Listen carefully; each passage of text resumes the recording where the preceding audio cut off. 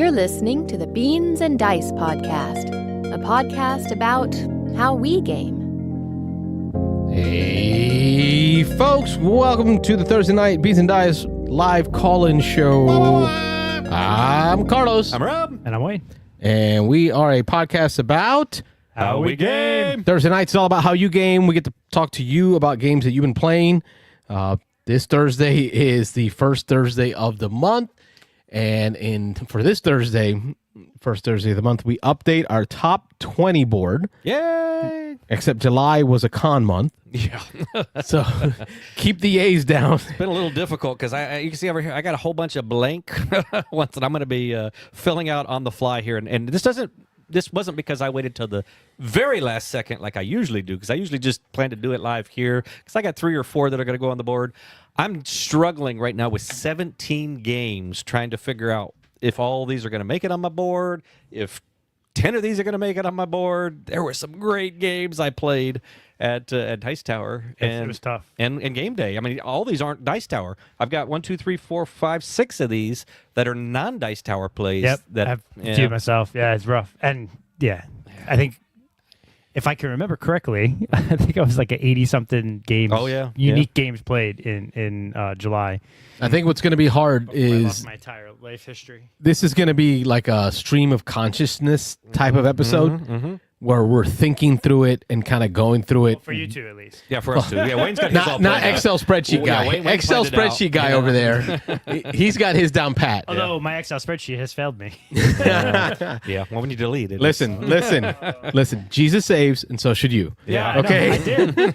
it was I just saved. didn't back it up. Yeah, when you dump it in the recycle bin and hit delete, it goes away. So Yeah. this does make for a more difficult episode because of the amount of games we're going to talk about. We will take phone calls throughout the episode. If we get towards the end of the hour, the 2-hour mark, while we're a 2-hour show now. Yeah. If we get towards the end of the show and we're running low on time, we may shut off the phone lines. Yeah. But there will be no cohesion in this episode. This will not be one mic, one game, everything planned out ahead of time. Oh, This no. is just going to be Beans and Dice, stream of consciousness. We talking games. Every one of these is blank for me, so I got a Sharpie and I got some strips here I got to fill out. So anyway. Phone line is open. 813-618-7099 is the number. It is still a call-in show. We have the call-in board here to mark how many calls we get, which we'll put over here by How Rob. did you get a board game gumbo? Koozie? Oh, we got a couple 1 year, I recall. BJ, get on that. I'm missing a koozie, man. Yeah. Well, next time you see BJ, you got to ask him for a koozie. We need Beans and Dice koozies. There you go, There Wayno. you go. You know, you got one. I always take 2. Oh, yeah. 2 at a time. Just in case you got a friend who needs one. But, See, that's because Carlos is the founder of the Board Game Gumbo Show. well, we need to try to get Oh, to no, these. no. The founder of the Board Game Gumbo Show is calling in now on the is it? VIP Oh, is it line. really? Oh, it's already? Wait, or is it the adorable young girl that was with BJ that's replacing Mitchell? Oh, wait. Oh, Yeah, yes. yeah, I saw that the episode. little- yeah, I I forget. think it's a granddaughter or Yeah, it's a something. granddaughter. Oh, yeah, his maybe. granddaughter. Beans and Dice podcast. State your name. Where you calling from? This is BJ Rosoff from now. Right. Watch out. I hear he's got a good attorney. Oh, yeah. I don't know about that one. Mitch, how are you, sir? I'm doing well. Back to work this week, so my gaming has slowed down significantly. But I'm Instead of still in 75 good games, spirit. it's 72 games. Oh, yeah? Yeah. Right. No, I haven't done much gaming in the last week or so. I guess last weekend. But I definitely wanted to tune in for this episode to see all you guys struggle to figure out which the Dice Tower games get on in what order. So Killing me. I'm excited for that. Hey, Mitchell, one guess what game didn't make my list? I think your number one game is going to be Ants. Ants. we already talked about that pre-show tonight. It was like, I bet Ants didn't make your list. Got a little salty over Ants. I've only heard stories of this event, so Yeah. I believe none of it. It's nowhere in line with anything I've ever seen out of Wayne's personality. Oh, of course not. I can't believe it. This is one of those stories that it's like a con story you're going to tell every year. Oh, yeah. Yeah. I embrace it. It's like, hey, sometimes, things hit you wrong. Oh, no. And hey, it's all in love, brother. I'm not hating. Yeah. I'm saying, just like when you talk about they signed the can, Oh, yeah. the SpaghettiOs. get the giraffe out of the river. Oh, yeah. All That motherfucker. Arwen and Gimli and Dale. Oh, yeah. Oh, yeah, up in the mountains. Yeah. Yeah, exactly. Mm-hmm. Yeah. So what have you been up to? Anything So- exciting? Well, did you guys get Duel of Melloc played yet? None of us not. own it. Mm-mm. None of us bought it. Really? Yeah. I'm very Because surprised. none of us own Expeditions. No. Okay. And none of us, and you're the only one that owns Scythe. Yes. Carlos, yeah. So I own nothing of Scythe. I don't either. And so, I should own Scythe. Scythe's didn't- one I need to put yeah. in my collection, but yep. is it though? I like Scythe a lot. Is it though? No, I like Scythe too, but playing it online, like I play it online and I like it with higher player counts. So that's Right. been the biggest thing for me is because I like to play it at 5 or 6, and it's tough to get 5 or 6 people together to play Scythe. I still Yeah. want to play more of the modular board. That I got Oh, it yeah, towards I the love that. tail end of our plays of Scythe after we had run through the entire campaign, and I don't feel like I've fleshed that out, that modular board, enough. do you want to leave the camera on YouTube Yeah. and I can just put my camera on? No, brother. here? I like having multicam. Okay. Like Moving switching, like a TV Yeah. show. Okay. You know? I like it. Cool. All right, just checking. All right, well, tell I'm us about producing. tell us Yeah. about the new expansion. Well, I mean, Scythe used to be a lifestyle game for me. Back in the day, I would play that and Terraforming Mars, and that's about it. It would just cycle through those two things. Mhm. 10 years ago or so, when around when they came out. So I was really excited for Duel of Melloc. I'll be honest, a lot of the recent Stonemaier releases have not been. The initial announcement of them was not my favorite, and then most of them I end up playing and loving because I'm a Stonemaier fanboy. But this is one from the jump I was excited about. You guys know Jamie Stegmaier is a genius when it comes to marketing and all kind of things. Yeah. I think the gameplay of this game is really good, but I think the implementation is suffering. Which, how dare I blaspheme, Jamie Stegmaier, praise be. Heretic. Yeah, so I talked about this a little bit on Board Game Gumbo, but you know how like whenever you play Wormspan in the rulebook, it's like, hey, if you already know Wingspan, this is the difference, but it also still teaches you how to play Wormspan. Yeah. This does that, but then it doesn't teach you how to play Expeditions and Scythe. There's a really quick synopsis of Expeditions and Scythe, and it mostly focuses on the differences. And it's like, if you want like in-depth rules for Expeditions and Scythe, here's the link to our website. That did not sit well with me. It's been a minute since I've played Expeditions. I played Scythe enough that I remember the mechanics, but we kind of fumbled through that play because I feel like the rulebook didn't do its job. If you have not played Expeditions or Scythe, don't even try to play this game. And that was going to be, that's part of why I have not sought it. I have felt that confusion in just understanding the product. Like you're talking and I'm still not understanding the product. Is this product a game onto itself? So it's everything. It's a standalone game. It's an expansion for Scythe. It's an expansion for Expeditions. Scythe expands this game, and Expeditions expands this game. So it's, yes, all of the above. Do I when it need comes to to- know how to play Scythe and or Expeditions to play this game? So you need to know at least one. If you know, to do Because Scythe well, and you need to Expeditions know aren't both. that different. There's similarities. You're I mean, there are similarities, but they're very different. Same games. artwork. They're Different massive. games. That's it. Yeah. Same artwork. well, like, That's all. but each game you're both going for stars. They both have kind of the same iconography. Monopoly has dice, and so does Yahtzee. Same game, though. Yeah, but the core mechanic is Yes. completely different in the two. Yeah. And so you really want to be paying attention to what your opponent's doing. So you really need to know what they're doing. But this is something, BJ said it perfectly. He said, you're going to love this game if you love Scythe and Expedition. If not, there's a lot better dual games out there. But you put This an is and like- in there.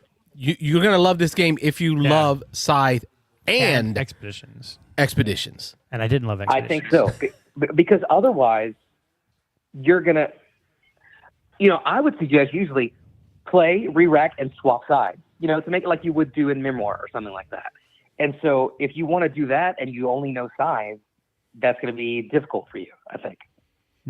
Let me some more clarification in there. I know it's your 10 minutes. You're the host during these 10 minutes, and I'll add time to the clock like soccer. I learned that Founder. thanks to He's FIFA. Founder and host. Oh, founder and Ted host. Lasso. When would you say this same thing about Root? Because I played Root, and I did not understand how those 2-3 guys on the other side of the table were playing their game. I had no idea how they were running their factions. I only knew how to run the birds and not what they were doing. I didn't need to know what they were doing to enjoy my play.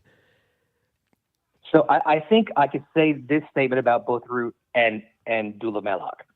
You can play it knowing only one, But to get the full experience and do well, you need to understand all sides. For sure. Got it. Copy that. So, yeah, I mean, look, if you love Scythe and you only have played Expeditions, I think that's still fine. You don't have to be an Expeditions fanboy because I know obviously Scythe is the poster child here. But you can't go in my opinion, and not have – you can't play one of the sides and never have played the base game. It's just impossible. Because, Scythe is a fairly heavy game. And Expeditions is lighter, but it's still heavy. So you're now having to read 3 medium-heavy rule books just to learn this game if you're learning it from scratch. Which is, I think, why we stayed away from it, because I've only played Expeditions once or twice. You've played it like once or twice. I don't think Carlos, but 2 or 3 times. Carlos has never played it, and it's been a long time. Expeditions once. Once, okay. Long time ago, yeah. and I was good. Yeah. My one play was good. So it didn't seem like the kind of game to buy. I think that it's genius. Okay, you're playing Scythe while someone else is playing Expeditions. Like that is a very novel concept. Sure. And it takes games that both these games can run long, and it makes it a 45-minute experience while still playing the game. I am playing Expeditions. BJ is playing Scythe. Our interactions are different, obviously, but on our turn, we're doing exactly what we'd be doing in the other games. I think it's a masterclass in game design. I just think the presentation of it suffers, which I feel like presentation is usually what Jamie's really good at. And at first I thought I was crazy because, everybody loves Stonemeyer, but I started doing some clicking around, and I'm not the only one that feels this way. What's the crazy thing? I read the rule book, and then I was like, okay, let me go watch Rodney's video. You know what his video starts off with? Hey, you know how to play these other 2 games, and I'm not going to cover that. Go read it. Same thing for Monika Naveen. I'm going to leave that for you to discover. Yeah, but no, that's like whenever he's talking about the modules, not the core mechanics. Yeah, how to play the game. Damn. Okay. So some other question that jumps back in my head here a couple times is it fun? But you're saying it couldn't even get to the point of fun because... But I think he's saying he likes it. Even BJ in his chat here is suggesting that they really like the game. Oh, no. We enjoyed it. But I can't imagine having done it from the perspective of someone who has not played the other 2. And there was a little bit of a learning curve at the beginning whenever we figured out exactly how the interactions worked. Yeah, I to be clear, I liked the game. I just kind of have an issue with how it was, I don't know if presented is the right word, but definitely the rule book and definitely the need to know the other 2 games fully. It's just going to be, I think, a hindrance for it. Interesting. I don't know if I'd like a 45-minute version of Scythe and Expeditions. Maybe I was so on Expeditions. Again, I've played it at least 3, maybe 4 times.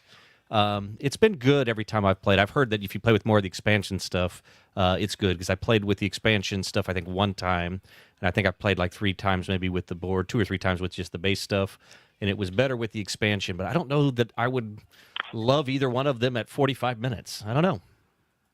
Yeah, and you're bringing that up, and it reminds me. You can also play Scythe versus Scythe or Expeditions versus Expedition. So you can basically play Scythe on a mini-map. Okay. Which is even more so. It's kind of like, the White Castle Duel or King of Tokyo Duel, streaming down a game until it's bare components. There's really 2 new mechanics that I really like. One of them is that, and BJ mentioned this on Working Gumbo as well. Once someone claims a star, the other person can't claim that star. So you really have to be paying attention to what your opponent's doing. Just because you're close to something doesn't mean you're definitely going to get it. That's the first thing. And the second thing is there's kind of a catch-up mechanic. Whenever the other player gets a star, you draw a card and add it to this tableau, and based on where you put it, you're gaining things that they're not. So you really have to be strategic even when you gain the stars, because you may be empowering your opponent to come back and, catch up on your tail. So I thought that was unique. That was interesting. And at the same time, like I said, it came with a Scythe and an Expedition faction, but you can use any Scythe faction, any Expedition faction, and then you can go and use these factions in the base games. So, now it's Constantinople, I think. So, there was already, 6, 7, 8, it's a 9th faction for Scythe after all the expansions, which is pretty cool. We haven't had one of those since the Rise of Fenris. So, this may be something that people want to get just to get that extra faction. I know that's what BJ said. He said now he feels like his copy of Scythe is incomplete if he doesn't have it. Yeah, I could see that. Would that be, how many factions would that make that? Is it 9 8? because It would be 9. there's 7, 8, 9. Yeah. 5 base games, 5 in the base game, 2 in the expansion. So could we Right, play but- with 9 players? Oh, sorry, I think it's 10. 6, 7, 'Cause 8, it's 9, 5 10. plus Yes. 2. Yeah, and then 2 in the Rise of Fenris. Right. So yeah, 10. I wonder if we could. You can't play with that many players, though. No. I think the game still That'd be maxes crazy. out at 5 or 6, right? 7 is the 6. max. Is it 6? I think it's 6. I'm gonna look. Where's your side? That Oh, it's up there on the bottom of that pile. Oh, yeah, good luck. You'll kill Wayne if you move that pile. not happening. Anyway, Yeah. Well, those are my thoughts, and like I said, I wanted to check in to see all the horrible decisions you guys have to make with your top 10 or top 20. So This is I'll be listening. hard. yeah. This is- I think you might like some of my choices. So stick around. I think BJ saying Good, you yeah. could play it at 7. 7 max. Yeah. So, yeah. Okay. That sounds right to me. Sounds like it was an odd number. Yeah. Seems to me. But that would be a long ass game unless We people played at really 7. unless people really know what they're doing. We played it with 7 at Dice Tower. Yeah, but it's never fast because Mitchell's never in those games, right, Mitch? Oh yeah. Thank you, Mitch. Wait, what did you say, Carlos? It's never fast. They're long 7 games. players. 7 players. 'Cause you're not in there with Mitchell's me. not in there pushing it along. Yeah. Mitchell, thank you All for right. making it a call-in show, brother. Enjoy Yes, your sir. Yeah. getting back to work. Stay safe out there. Same to you guys. God bless. Hey, your Bye. back feeling okay? Dude, like it's getting there. The incision piece is the part that's still healing the most, but that pain that I had in my leg is like 80% gone. So like That's that's, great, man. huge. I'm happy to hear it. That's a huge thing. I'm so ecstatic. This Yeah, I is know a good you've been thing. waiting for that for a long time. So I'm 6 happy for years you. now. 6 years. I didn't realize how fast that went. But it's going to be hopefully not a whole new me, but back to me before I got grumpy. Yeah. I like that. All right. Good to see you, brother. You guys have a good show. Thanks, Later. Bye. That's how you do it. Call and show. That's what we do. We take phone calls and then we check the chats to see who's talking about Lots the call. of chatting. Shut that phone down because we're not going to need the next hour and a half for our list. Are we? It may take a couple episodes to get this thing through. Oh, we got to do it in one. I was going to say that before, right before Mitch called in. Then you can go We first. need to knock this thing out I can do my tonight own. to get it done. Good evening, guys. Excited to see the newer 2025, 2026. I was just thinking, I don't See what newer 2025, 2026 make it on the list. So our plays from Dice Tower. Board Game Gumbo in the chat with Beans and Dice in the house. Thank you for being there. It's the end of summer, he says. Says BJ Board Game Gumbo. Back to school. Let's see here. The problem with Expeditions was the length and downtime between turns. Duel of Moloch fixes that for sure because it's only 2 players. Yes. And that was my problem. Expeditions Yeah. was did not keep my hold lot my of- attention. lot of a lot of downtime. downtime. Yeah. I love Scythe, and through my limited plays of Expeditions, thought it was good, not great. There was just too much unknown about Duel of Moloch for me to buy it. Aaron, that is exactly how I feel. I'm still not certain, like, what even is the product that they're trying to sell me here. Like, I feel like Duel of Moloch, most of the people in our game group, I don't know of anyone in our local game group or game day that bought that game. And I can't say that about the Expeditions when it came out, or just about any other. Any other game. Stonemeyer's game. I think generally speaking, the people who are going to buy Duel of Moloch are people who own both Expeditions and Scythe and play both. And so, yeah, that's a lot of people because there's been a lot of copies of both of those sold. But even if you only get, this is definitely not going to be one of his biggest sellers. I don't No, think. but it's a niche. It's an Yeah. homage. It's a love Yeah. letter to My guess those is he who doesn't- love the yeah. art. But like my guess, like Wingspan Pocket or like Finspan, he prints 50,000 copies. I don't think he printed 50,000 copies of Duel of Moloch. I hope not. Because I guess the first print run should have a count on it. So I wonder, Oh yeah, right on the boxes. They yeah, should so have BJ that. or If anybody's or got a Mitchell box of Duel of tell us Moloch, how much- what number out of what number is Yeah. that first print one? Yeah, it'd be interesting to see. You're thinking 50K? No, it was 15. It was the same 15. I got number 15. That doesn't No, help but me probably, much. like 15, probably 15 or 20,000. But Well, that's still an insane amount of print run for a game. But yeah, BJ says that Mitchell guy is making sense. It sounds like some folks are agreeing with the sentiments. We talked about the 7 players. And website says that there are 20 plus available. 20 plus. Okay. There must be the in stock. Well, Yeah, capped in out, stock, capped yeah. out at 20. Capped Anything out over at 20 is just 20. 20 plus. Yeah, 20 plus. So they made more than 20. We know that. They made more than 20. Right. So Wayne's going to walk us through some of his top 20 board until the phone rings again, and then we'll just keep going. All right. Let me share my screen. I'm almost done. I am you can not. go first then. I got a couple more. Oh no, I got a couple more. So Wayne done. I'll be done by the time you're done. You speak English? I'll be done by the time you're done. All right. Yeah, I'm sharing my screen. We got it up there. Okay. Yep. So I got mine in Excel. It's a new Excel because my last Excel was gone. Bye-bye. Bye-bye. So month of July, 81, 82, I don't know, some in the 80s. 80-something. Unique games played. So a lot of games played. A lot of games that I probably, there was 6 or 7 games in my top 20 that I had replayed. So I was able to re-rack some of them or rescore some. So I'll go through the ones that came off first. So Draft and Write Records. I played it and took it off my list. Okay. I enjoy the game, love it, but it just doesn't. It's not good, and it's not good enough. It is good enough to be in my top 20. It's just there's so many good games that hit my top 20 that I just couldn't keep Draft and Write Records on there. I still really enjoy the game. Love playing it on BGA. Love playing it in person, but it came off. Pandemic Legacy Season 0. I've kept this ranked for a while, and I basically took it off because I needed room. And okay. I know, well, you know you're going to keep playing. I know I'm going to keep playing it. Can go back on. So I know it can come back on. And I kind of was thinking about it as I'm enjoying the game, not as much as Season 1 so far. And I think I kind of came around to your thinking, Rob, is just wait until I'm done with the campaign, the full experience before I decide to rank it. Taking the gang off the list, played it in July, taking it off. Really enjoy it.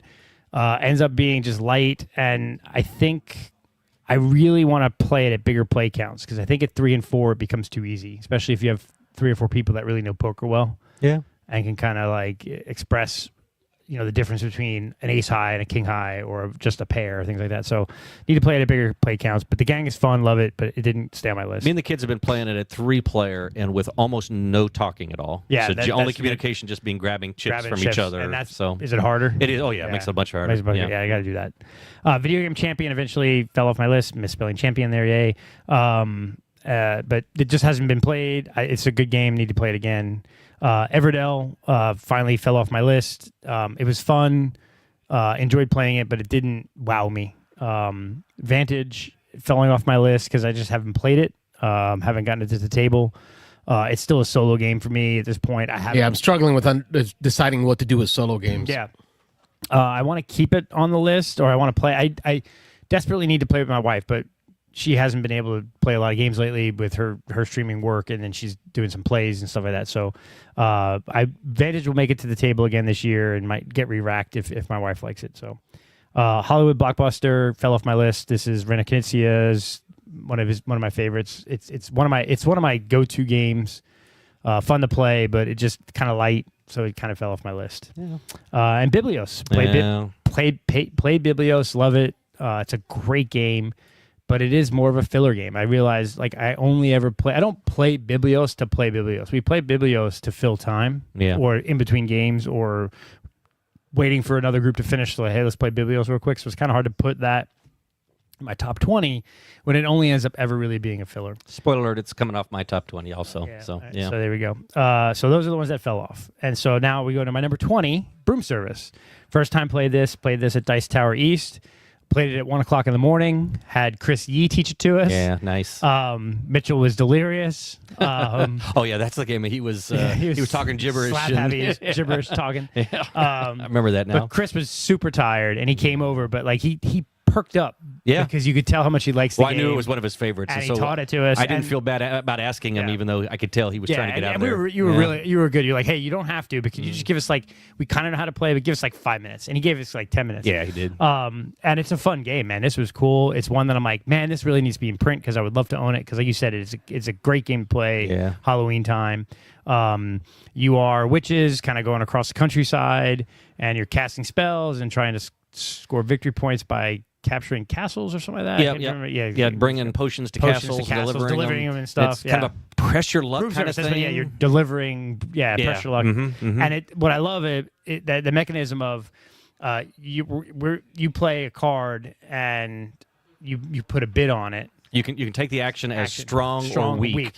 If you take a weak, you just take the action. If you take the strong, you don't get to take it unless no one else took it. And so if the next person takes it, so if you took it and take it strong, He knows he has it, but do I have it? So if you takes it strong, So I have to play it if I had it in my hand. So I play it. Now you get to do nothing because you took it strong, you took the gamble, and you lost. So now I. But play if you it. played it weak, Well, no, I play it, and then I determine now: do I want to play So it strong if or you, weak? if you played it Oh. weak, you get the action. If you played it strong, you're pushing your luck. Yeah. So when you and play hoping it, nobody else after you is going to Correct. play it. Yes. And Yep. so if you're down to the last person, if I play it and I decide to play it weak, then I say I weak out or whatever, I can just go ahead and do it. But then Wayne's the last person, And he I played had it. it. Oh, I'm he playing knows it he can just strong. do it strong automatic because nobody's after him. Right. So he does the So better it's this action. push of luck. It was kind of cool. I like it. it's cool. Definitely want to play it again. It's a fun game. It's not super heavy, but it's thinky because it's that whole like kind of bluffing and what is this like? Okay, is someone going to go to that area and are they going to play this card in that area? And if, okay, Yeah. that's the case. Then I can only play it weak, right? And so Perfect Halloween holiday game, Yeah. but it's just you can't get it. So I feel bad Yeah. even recommending it. I 'cause, do, yeah. but I put it on there because I'm sure it's the kind of game that'll follow Vassal's Law with all of the games Sure. getting reprints. There's no way this one doesn't get reprinted. Yeah, except for when it gets a super deluxe Puerto Rico esque style. Oh, well, I don't know about that. Yeah, I don't know about that, but I can see this one. I can see, especially like people at Dice Tower talking it up. I've heard it talked up in other areas. I can see Broom Service. But anyway, number 20, Broom Service, and that's a new game to my list. That's why it's in green. Moon Colony. Oh, Mom Colony? Mom Colony. Moon Colony Bloodbath. I had to recreate my entire Excel, so there'll be misspellings because I can't spell for shit. So Moon Colony Bloodbath. I played this. It moved down my list. It was a little higher, partially because of what Rob said. Is it's pretty light, but it's fun, and so that's why it's still on my list. Because even though it's light and it can be kind of just like, it's really just a race to survive, and you're just kind of playing cards to outlive somebody. A little chaotic. A little chaotic, but it's kind of like those, like that, like the old card game Gloom or some of the old card games where you're just trying to stay alive as long as everyone else. But it's got this little twist to it with the artwork and the robots and things like that. So it's cool. Moon Colony Bloodbath, my number 19, not new to my list, but moved down my list because I had replayed it. Same thing with the Quest for El Dorado. This one moved down my list because other heavier games have made my list and are higher up. I'm glad it stayed on there. It's staying on there. I love it. I'm watching out for prices because I want to get it with some expansions. It's a great game. Carlos, I think you bought this one, didn't you? No. No, I don't You think he didn't has yet. it. Oh, Yeah. it's going to be one that you pick up because you'll Once he plays it. Yeah. It's a Yeah. deck building racing game. Come on. Yeah. It's you're- good. It's good. So yeah, it's a good one. It's one that is one that's staying on my list because when I was thinking about it, it almost came off my list, and I said, but this is a game I want to own. So it definitely needs to stay on my Reiner, list. right? Did you say that? Reiner, can I say Reiner? Yeah, Can I say yeah. Yep, Reiner, You like can I your say- Reiners. Yep, I like Yeah. my Reiners. Number 17, the Stouffer Dynasty. This is a game that I played last year, made my list, and then we just played it again this year, and it made my list. This is a Feld or is it Knizia? It's one of the big guys. I don't remember. I've only played it the one time. Let me see real quick. I got to do it. Check it. Check it real quick.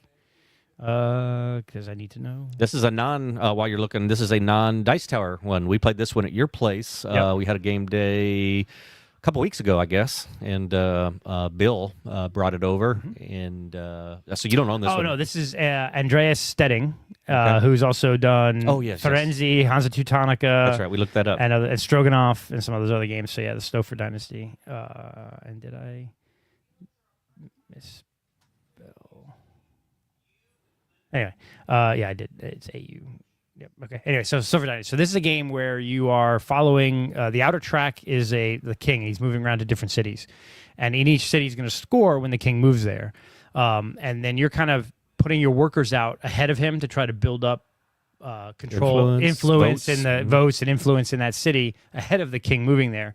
But the middle of the track, you when your workers are there, they can either go towards placing workers out on the main board or getting additional workers or like agents or whatever. But how you play them in that middle track reorders at each turn. So the turn order is kind of this unique dynamic turn order where depending on how you use your things, you can make sure your guys are further up the chain next time so you get more guys going first in the next round. So it's kind of like this push-pull. It's kind of hard to describe, but that unique turn order structure is what I think makes it interesting because it's this trying to figure out, okay, if I go there, then my guy's going to be up higher. And if I go here, then that same guy will be up higher, and I'll have two guys. So next round, I'll have two actions back to back, which is really huge. So it's kind of playing that little game. So anyway, Stouffer Dynasty. It's an older game, Z-Man game, I think.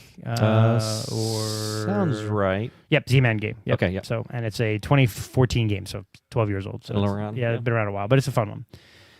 Wild Tile West. I've played this a couple times this year, so this one fell down my list a little bit. I was higher on it the first time I played it, still high on it, but I think it fell down a little bit because it was a little longer at 4 than 3. I really enjoyed my player at 3, a little 4, a little longer 4, and it's a game that, like Bill said, is probably not going to get expansions. Yeah. And so I could see it getting samey because there's not enough diversity in the game to really. I agree. That's what held it back for me. I played it the first time. We played this again at a game day at your house, and I felt that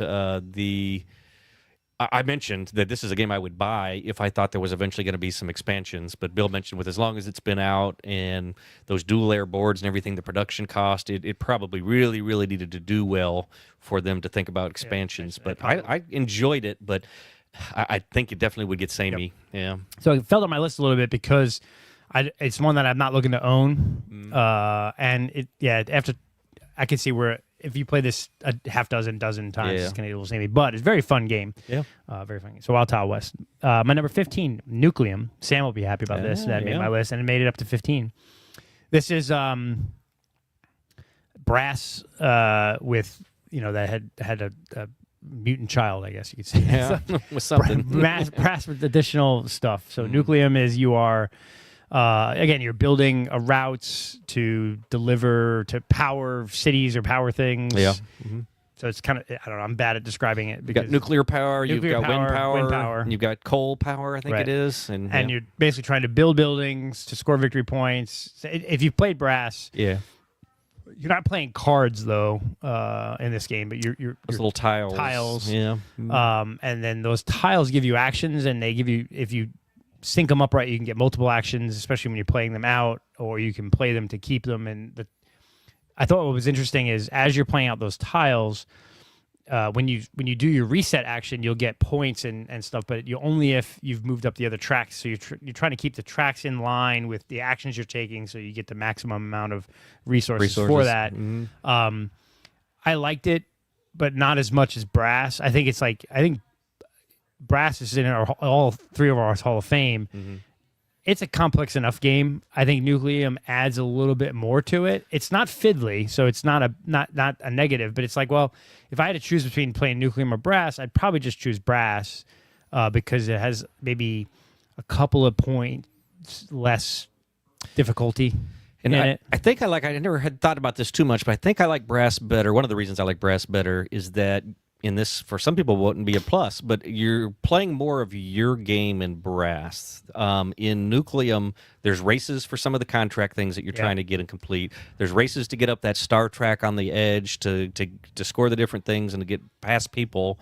In brass, you're kind of it's your board. You're playing on the main board, so there's some interaction out there. And you can get blocked a little bit in brass. If someone plays into a city that blocks you from that city, but it's harder. I think instead of Nucleum, and definitely in Nucleum, I think I forget what even the score of the game was. I don't think I won. I think I came in second. I think Sam beat me, and so but for a good chunk of the game, I was way behind because I made some decisions early in the game that blocked me. You can get blocked pretty easily. I did that in my first game. And you have to dig out of that hole, which I was able to. So that's a good point. Is I was able to dig out of the hole and not do horrible. But it was good. Anyway, really fun game. Again, it's like I own brass. Birmingham and Lancashire. I don't necessarily need to own Nucleum, but I'd play Nucleum anytime. Like I'm happy to play it with Sam anytime she wants to play it. Yeah. Made my list. It's a top 20 game for me so far this year, but I don't think it would. It's not gonna climb the ranks the more I play. It's a great game, but it's not gonna be like a Hall of Famer for me. So anyway, Nucleum 15. My number 14, Istanbul.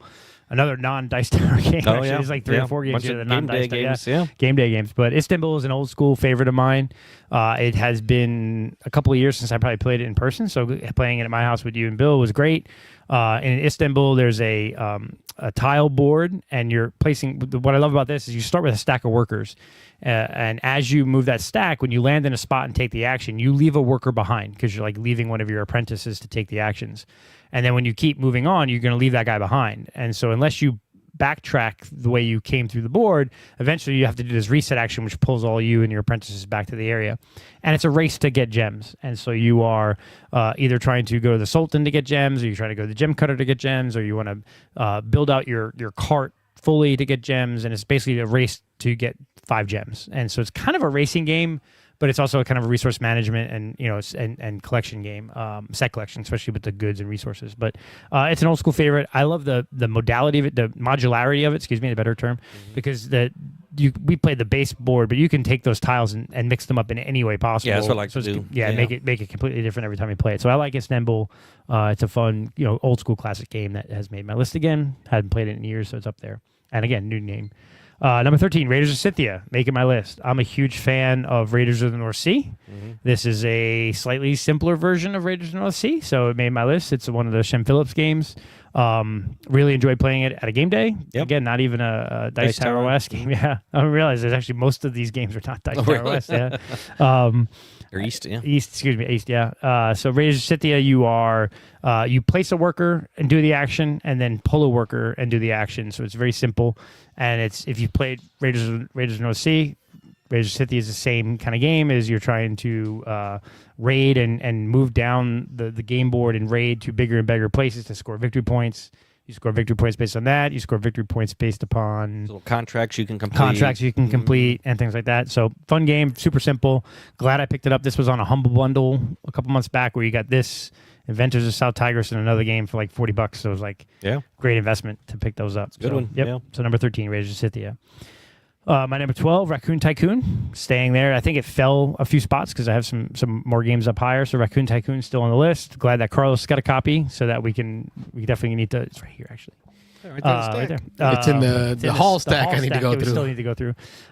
In Raccoon Tycoon, you are trying to you're manipulating a market to get goods and then sell those goods for money, and you use that money to buy railroads and or town tiles or people, I guess. And based on all those things, you'll score multipliers based on how many of each type of railroad you have versus what towns you go to versus the scoring tiles. So it is a market manipulation, stock market type game, which I enjoy. So I really enjoy Raccoon Tycoon. Yeah. My number 12. My number 11 is Scarbray. Has moved up my list a little bit from a second play. Really enjoy this one. Another Shem Phillips game. I love the push-pull of the midden, and so as you do actions, and the bigger and crazier actions you do, the more junk you create. And as you create the junk, it kind of fills your board up. That one, you can't fill with materials you need to do other actions. And the more junk you have, the further your slide bar moves, the more negative points you get at the end of the game. And so I kind of like that idea of having to mitigate that, and it's really just an efficiency puzzle. Yeah, absolutely. I love it. So yeah, it's a fun one. I definitely enjoy that. Lots of little tokens, though. It's like crazy amount of little tokens. Just stacks of little wooden pieces. Yeah. Little tiny wooden pieces, So number 10, Raw. Talked about that a lot. Great game. Great game. Classic. So let's do top 10 where it should be. Yep. Top 10 where it should be. My number 9, Santa's Village, has obviously moved down. It was as high as, I think, 2 on my list at the beginning of the year based on I haven't updated the board over there in a while, but still loved it. Actually, very upset I did not play it in July. So I was like, but Christmas in July. Yeah, Christmas in July, but I'm gonna have to bring it. They have a little like 15 card or 10 card or some kind of pack that came out at Gen Con for it, and my buddy Bill picked it up for me. So I'll have the little expansion cards there for it. So Santa's Village, number 9. This is a worker placement game where you are playing elves trying to make toys and help Santa bring Christmas joy to everyone. So how can you not love that game? Yeah, I love it. It's a great game. Yeah. I got to play it still. It's fun. You haven't played it yet? It's on our catch-up list. Oh, yeah, you haven't played it yet. Neither of you guys played Neither it. one of us I played played it with Nick, and Nick liked it. So. Yeah. Okay, my number 8 is the Spanverse. And so I had Wingspan Americas on here. And I've just combined it because I also played FinSpan this month. Yep. And I played Wingspan Pocket. And I'm just, it's a cheap out. It's a cop out. Sorry. Yeah. Live with it. We're all doing it. We're all doing it. Spanverse, my number 8. We played FinSpan with the expansion, which I liked, but I could live without it. Yeah. It was okay. It was okay. I don't know. I'm debating whether I want to go and pull the expansion out and just have FinSpan by itself. Definitely makes FinSpan thinkier. Yeah, which I don't know if I like that because what made me love FinSpan and why it was higher than Wingspan until we played the Americas was it was faster, it was cleaner. you could really just flow through it. When you add the expansion with the sharks and coral, it kind of adds a little complexity to it. That brings the complexity level closer to Wingspan, or maybe even at Wingspan level, where I'm like, I don't know. I don't know if I want that. I think I like Finspan the way it was. Yeah. But having expansion is a good thing to have because it's kind of cool. So Finspan is what has been combined with my Wingspan with the Americas play that was already on my list. And then Wingspan Pocket, which I'm really enjoying. Whoop, whoop. Yep. It's a distilled version of Wingspan that you can play. And Mitchell and I played a 2-player in 10 minutes. Yeah. We played it in a 5-player with me, Mitchell, my wife, my son, and one of their friends. I can't remember the gentleman's name off the top of my head, but 5-player with 3 or 4 of them being taught the game, including my 12-year-old. And the 5 of us with a teach was 30 minutes, 35 minutes. So it's a fast game. I like the idea that you're constantly firing the same birds. Whereas with Wingspan, you're only firing the birds in one of the 3 location spots. Yes. But in Wingspan Pocket, you're gonna fire all the birds in your row, and it's super quick and easy, fast game, and it's really a travel Wingspan. So I'll take this on vacation with me. So Wingspan, Spaniverse, Finspan, all in there at my number 8. My number 7 fell down. I don't know. I didn't want to interrupt because I didn't want to make it go long. Interrupt, man. I just don't know, because I was having those same thoughts, because I do have Wingspan on my board, and I did get to play Wingspan Pocket. Yeah. Is You it can part of the Spaniverse? It's a span game, sure. It is to me. Yeah. And it'll hold the same slot on your top 20 list. No, I just combined them all. Yeah. I mean, it's not. I wouldn't equate it to any of the others. I wouldn't but- equate it to anyone. It's like Yeah. if you told me I which see. one. It's a cop-out to get... It's a cop out to get more games on my list. So effectively, we're looking at a 21... More like 22. 25. 22. So all the Well, burst just games. ask this question then. So by itself, would it make your top 20? You'll have to wait and see when it's my turn. Well, Yeah, for him. Wayne. For me, For it Wayne. would be Yeah. close, but it might end up like No chance for like me. a Biblios. I where liked it, but it's just too light. It's too light. Yeah, it's Too too quick, light. too light. And that's where it comes down to, like, unfortunately, our top 20 list ends up being bigger, heavier games or medium, midway games. It's hard for those small games to make it. And so that's why we did talk about in the past making like a small list. It would be definitely my small 2-player solo or small box Hey, games. you guys were the one that talked me into shortening the list to 20. I wanted to go floor to ceiling. Oh, no. Yeah, That's yeah, crazy. you're I wanted to go You imagine how hard this floor is. to ceiling Doing with this. that would be Yeah. way harder. Because you would need a ladder. It's very difficult. Yeah, anyway. OSHA Short approved. people. Yeah. I'm allowed my cop out. Anyway, All right. my number 7, Rajas of the Ganges, Inca and Marcus Brandt. Ah. Also did this one too. Sausage Sizzle. Sausage Sizzle. We've talked about it, so I'm not going to talk. But in this game, you are rolling dice, and those dice pips help you buy tiles that you can put on your board. That if you're matching up the rows, you get victory points, and there's a river you're moving down. So it's just basic classic worker placement Euro-y game. It's super fun. I love the dice manipulation aspect of it. It fell down my list. It would probably move up if I played it again, but my top 6 are pretty good. I mean, this is a great game, but my top 6 are going to be tough to beat. So, number 6, and this is where I have to watch myself walk into the car tonight because Dan might Tanya Harding me out the door, and Mike might be behind my back seat. But It's still top 10. it's Come top on. 10. Yeah. But Tyrants in the Dark, played it at Dice Tower with my wife and Dan. Loved it. It's a great game. What's funny is everyone who's played it loves it, but it doesn't get the love that other games get. You know, it's like even Dice Tower people, they talk about how great it is, but it just doesn't get played as much. But it's a deck building, resource, and area control game. Area control, yeah. So you're using your deck to put workers on the board. Workers are the assassins or the soldiers, and you're basically trying to take over the various times of the Underdark. And if you control certain areas, you get victory points based on that. And you're basically just trying to control the areas. At the end of the game, you get victory points based on that. And the deck you've built, each card in the deck is worth a certain amount of points. What I also like is has this, as you shed your deck, when you put it in the graveyard, or I forget exactly what it's called, it's worth, there's a slash value. So a card could be worth 2/4. It's worth 2 victory points of the Your game. inner circle. Or if you get rid of it, the inner circle is worth 4. Yeah. It's like Meet the Fockers. You're in the circle of You're in the trust. circle of trust, yeah. So Pirates in the Dark, great game. We at this show, one mic, one game. Everyone's talked about this for a long I time. think when Mike just bought a copy of he it. did, but I Just think it was. posted I it. think he owned new the version. newer. He owned the old version or the new version. He owned the new version and needed the version with the minis. Yes. That's what I think. And that's why I think Noble Knight is where he said he got it from, because he was able to get the minis. right. So number 6, Tyrants in the Underdark. My number 5, Smartphone Inc. Whoop whoop. That's a good one. My number 1 5-player game. Went out and bought it. Super super fast game, efficiency game. You're trying to gather resources to deliver to markets. You deliver to markets to get victory points. It's a good game. We need to play that again. You've not played. It's on my board, bro. It's on your board. Yeah, I haven't played with you. You haven't played with me. I haven't played with you. All right. So number 5, Smartphone Inc. Number 4, Talatum. Never played it. This is a great one. You'd like it. Yeah, it's really good. Rob, you do a better job of explaining it to me. I don't know. I'll save it. It's still going to be on your list at some point. So Yeah, it's going to be on my list. So Yeah. I'll save some time and let him explain it. But yeah, Talatum's a great Euro worker placement game. I'll defer to Rob to explain it. But yeah, he's been telling me for years or more that I need to play the game. And yeah, it's clearly up there. It's already high on my to-buy list once I find it for a good price because Yeah, I think it went straight into my top 10 when I played it the first time too. straight into I remember Rob talking about this one. Yeah. All right, my number 3 is Pulsar 2849. This was my number 2, so it has fallen one spot. Smartphone Inc. was 3, yeah, so kind of spattering them out there. This is Vladimir Suchi game, where this is kind of like Castles of Burgundy, where you're rolling dice, and you're using those dice to take actions, and you're traveling through a pulsar and trying to activate a pulsar. You're traveling in the galaxy, trying to activate pulsars for victory points, and then there's some tracks that you can move up the sides for technology and other actions. This is a really fun game. That you'll like this one, Carlos.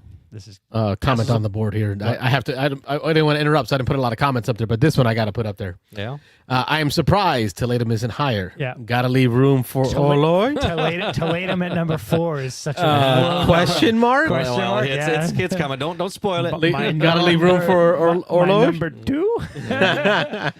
Oh, called it. There it is. My number 2, the Orloi, the Great Prague Astronomical Clock. Yeah.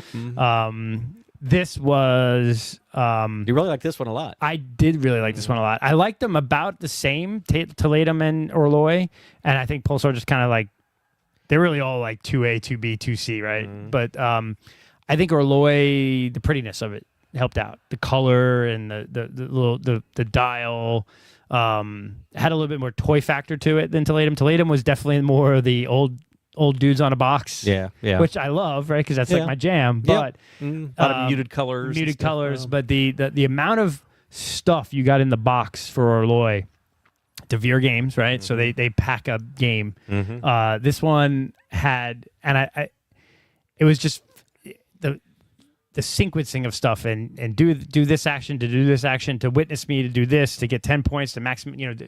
That efficiency puzzle. I think I enjoyed more than Talatum's. They're both great. I love the dice manipulation Talatum and that aspect of you take the pip, you get the actions based on the color and vice versa, which you'll get into. So they're both fantastic games. I think just the color and the cool toy factor of Orloi is what kind of really did it for me. Just the production, I think, and it's a good example where a production value helped me like the game more even. And they're both basically the same to me. They're both I think it should come with an epilepsy warning. I was looking at that board. It's got a lot of colors. Well, I'm just going to say I'm glad Mitchell set it up for us because the setup looked like a pain in the butt. The setup is, that's the thing too, is like if I had to set it up, maybe Talatum goes up higher. But I think Mitch is more worried about the takedown. He says, I'd like to see Carlos pack up Orloi. Oh, yeah, good luck. Fit that back in the box. Yeah. But yeah, Orloi was a lot of fun. It's definitely... Orloi, Talatum, several of these games are on my list to buy. And it's just a question of which one I would buy first, probably. Yeah. So they're out there. And then my number 1, Shackleton Base, still there. Still there. Nothing's going to beat Shackleton Base this year, I don't think. It's up there. It's it's number 1 for all of us still. So I was looking up there just to remember. Yeah. So this might be one that goes right into the Hall of Fame at the end of the year. I don't disagree. Yeah. So here's my top 20. Let me go back down and go through it and apologize for any misspellings because I did this on the fly because I had to redo my entire list. I've lost 5 years worth of game plays because I lost the Excel that I was storing them. Yep. So number 20, Broom Service. Number 19, Moon Colony Bloodbath. Number 18, The Quest for El Dorado. Number 17, The Stouffer Dynasty. Number 16, Wild Tiled West. Number 15, Nucleum. Number 14, Istanbul. Number 13, Raiders of Scythia. Number 12, Raccoon Tycoon. Number 11, Scarbray. Number 10, Ra. Number 9, Santa's Village. Number 8, The Spaniverse. Don't look at me, Carlos. Number 7, Rashas of the Ganges. Number 6, Tyrants of the Underdark. Number 5, Smartphone Inc. Number 4, Talatum. Number 3, Pulsar 2849. Number 2, Orloi, the great something astronomical clock. Yeah, the Great Prague Astronomical Clock. And number 1, Shackleton Base. There you go. There's my 20. That only took us an hour. Yeah, to get through that. Got a call just in time, too. Beansanddice podcast. State your name. Where are you calling from? Hey, this is Joey from Colorado. Hey, Joey. Joey, how are you, sir? We are talking top 20 board for July plays, but the call-in show has rules of its own. We put number 2 on the board, and the show is yours for the next 10 minutes. What you got? Well, I really like the top 20 format.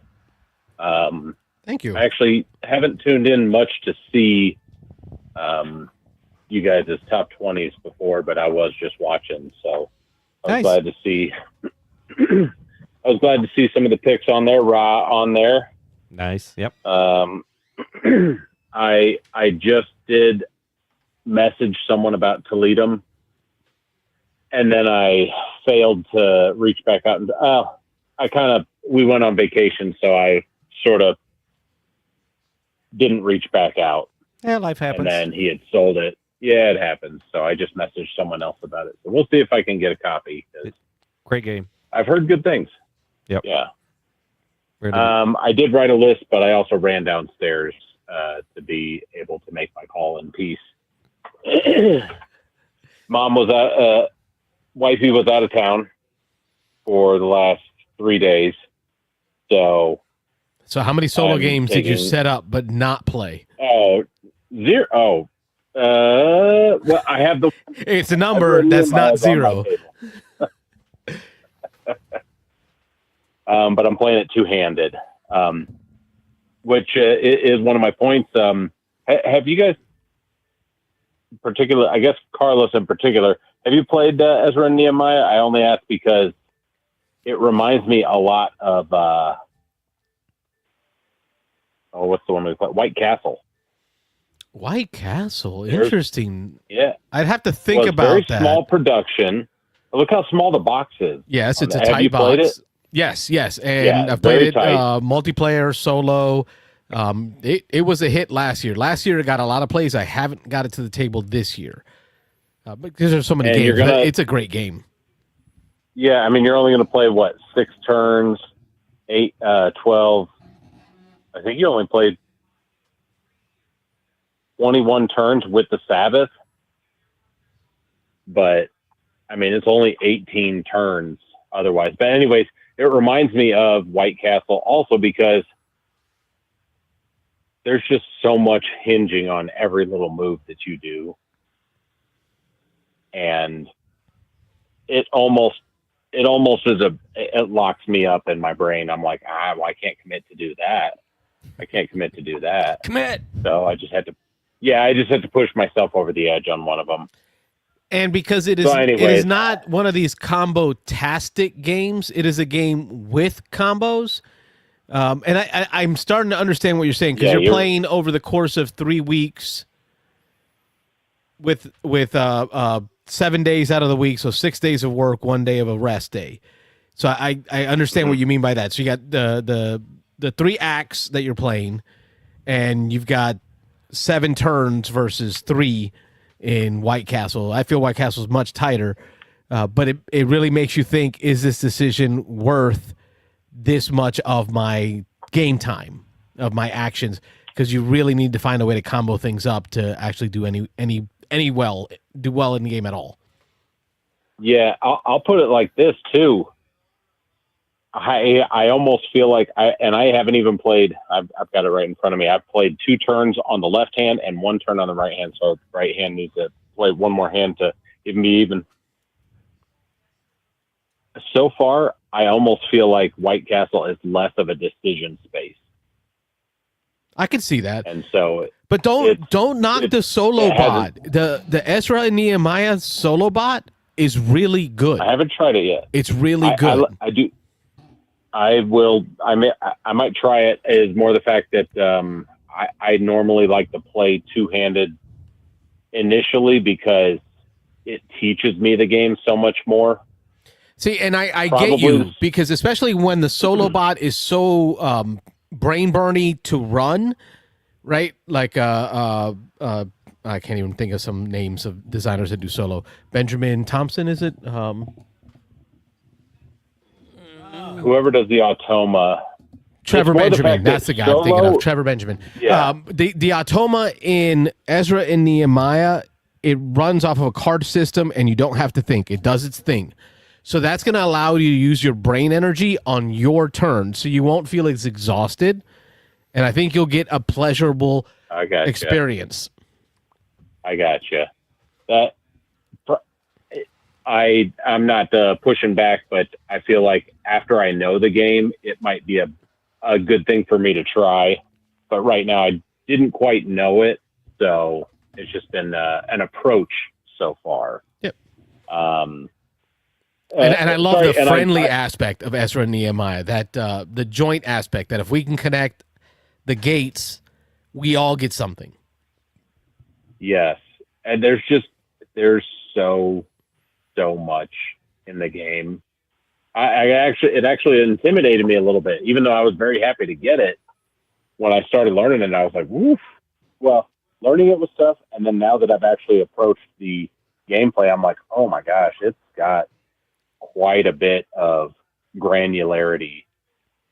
And then you got those I two was little looking at the prophets track. down there yelling at you. Like, oh, you better be in range. Yeah.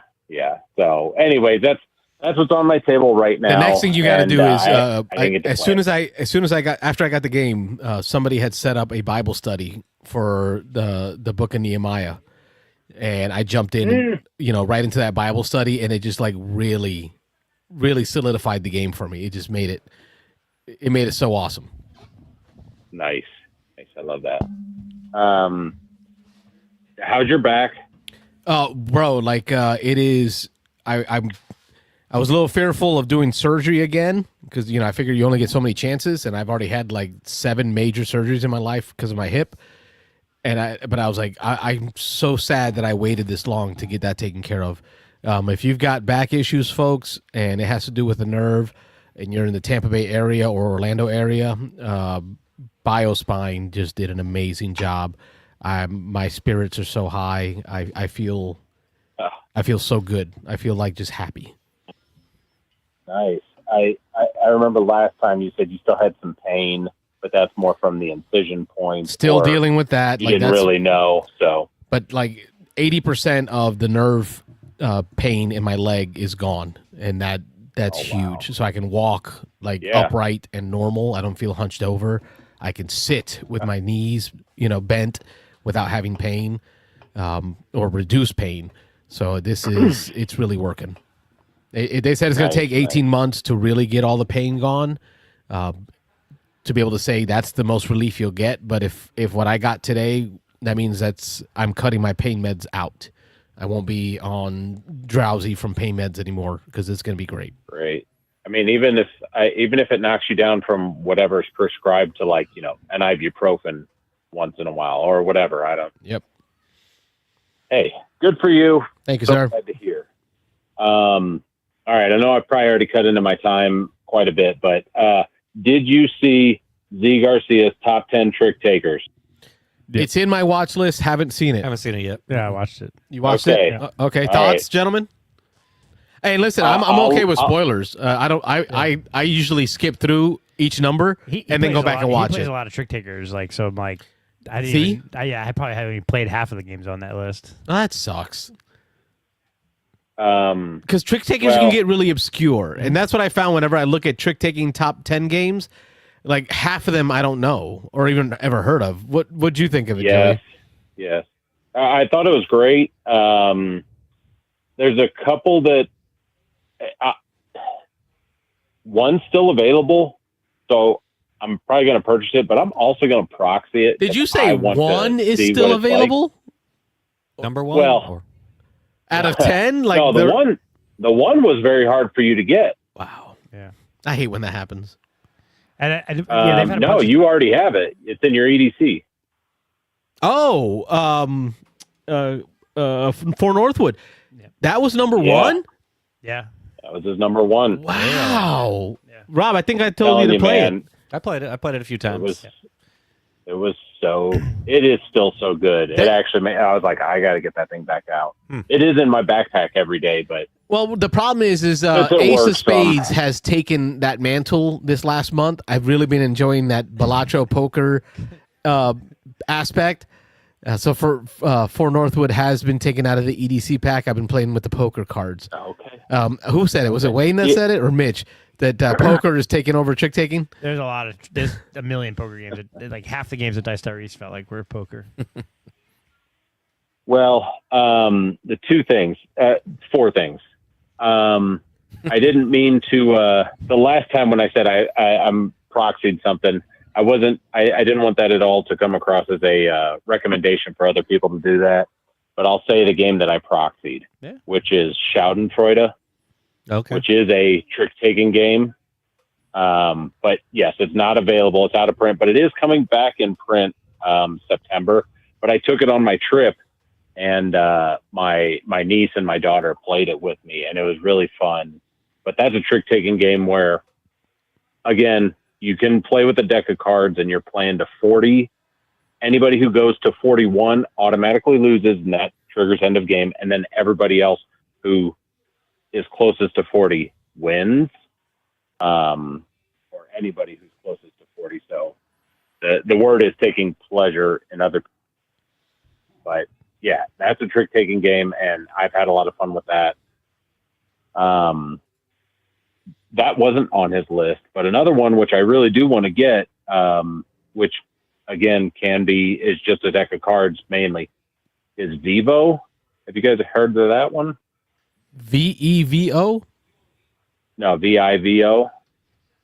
Super cheap, like $9 from All Play, and it's a trick-taking game where I think it's only 3 to 4 players, and you play with 4 suits, but what you're going to play is a solo, a duet, a triplet, or a foursome, right? And basically, if you flip those cards over, you see what you're going to play into this round, and then what's coming up next round. So if it's a solo this round, only one suit can be played this round. If it's a duet, only 2 can be played. And then the highest card and the lowest card score. So whoever wins 2 points, and then the lowest card, highest and lowest in harmony. The highest card wins 2 points, and then the lowest wins the amount of points that the card is worth face up. So how far can you throw out to be able to get some points at the bottom? Right. So, but yeah, what a great idea. It's such a simple concept of, playing into, playing into a trick where basically you're forcing only 1, 2, 3, or all 4 suits to show up. So, that one was on there. And then I wanted to answer back.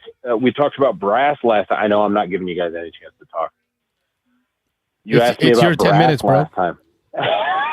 It's mainly the fact that I talk and then I listen to what I said, afterwards, and then I'm like, oh, I got to tell them about this next time. Yeah. You asked me why didn't I kickstart Pittsburgh? Yeah. Yeah, Pittsburgh. And I told you, I didn't know it came up, or I wasn't paying attention to that game at the time or whatever. But my main reason is I don't kickstart anything. There's been one game that I've been a part of Kickstarter.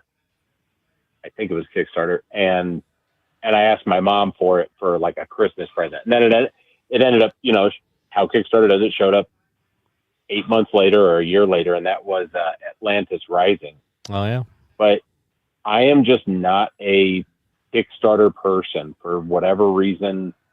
I've gotten close a couple times, but honestly, there's just so many games that I can't imagine what I would be drawn by that would make me say, yes, I need this. Because generally tends to be a little more expensive, but I'm like, there are many games out on the market that I don't really want to wait for X amount of time. So valid. So it's not anything about the game I'm just itself. Not a Kickstarter person. It's not anything about the game itself that made you not kickstart it. It's the Pay now. kickstarting itself. So Pay now, get later. Yeah. it's that it's not me. Yeah. It's not you. It's me. Is that what? yeah, and you could say maybe pay now, get later. It's just that I really would say, yes, it's me. I'm too impatient for Kickstarter. Yeah, I'm still checking my email every week for my, Puerto Rico. Yes, Puerto Rico. I just got an update that the boat got delayed. It got turned over into Germany somewhere. Unexpected stop, so everything has to come off the boat, and then it's gonna go on a different boat. So I'll get Puerto Rico one day. One day. It's That's going to on be you. given. You could've had It's it going to be already. given a drink and a massage and Right. move to another. But they also location. reminded me, Wayne. They said on there, for those of you that missed the first window Oh, to yeah. pay for your shipping, Those you just screwed up. Yeah. so that's how they started the email with. For you that messed up, Per my previous email. Yeah. it's my fault. My bad. I agree Well, with you on that.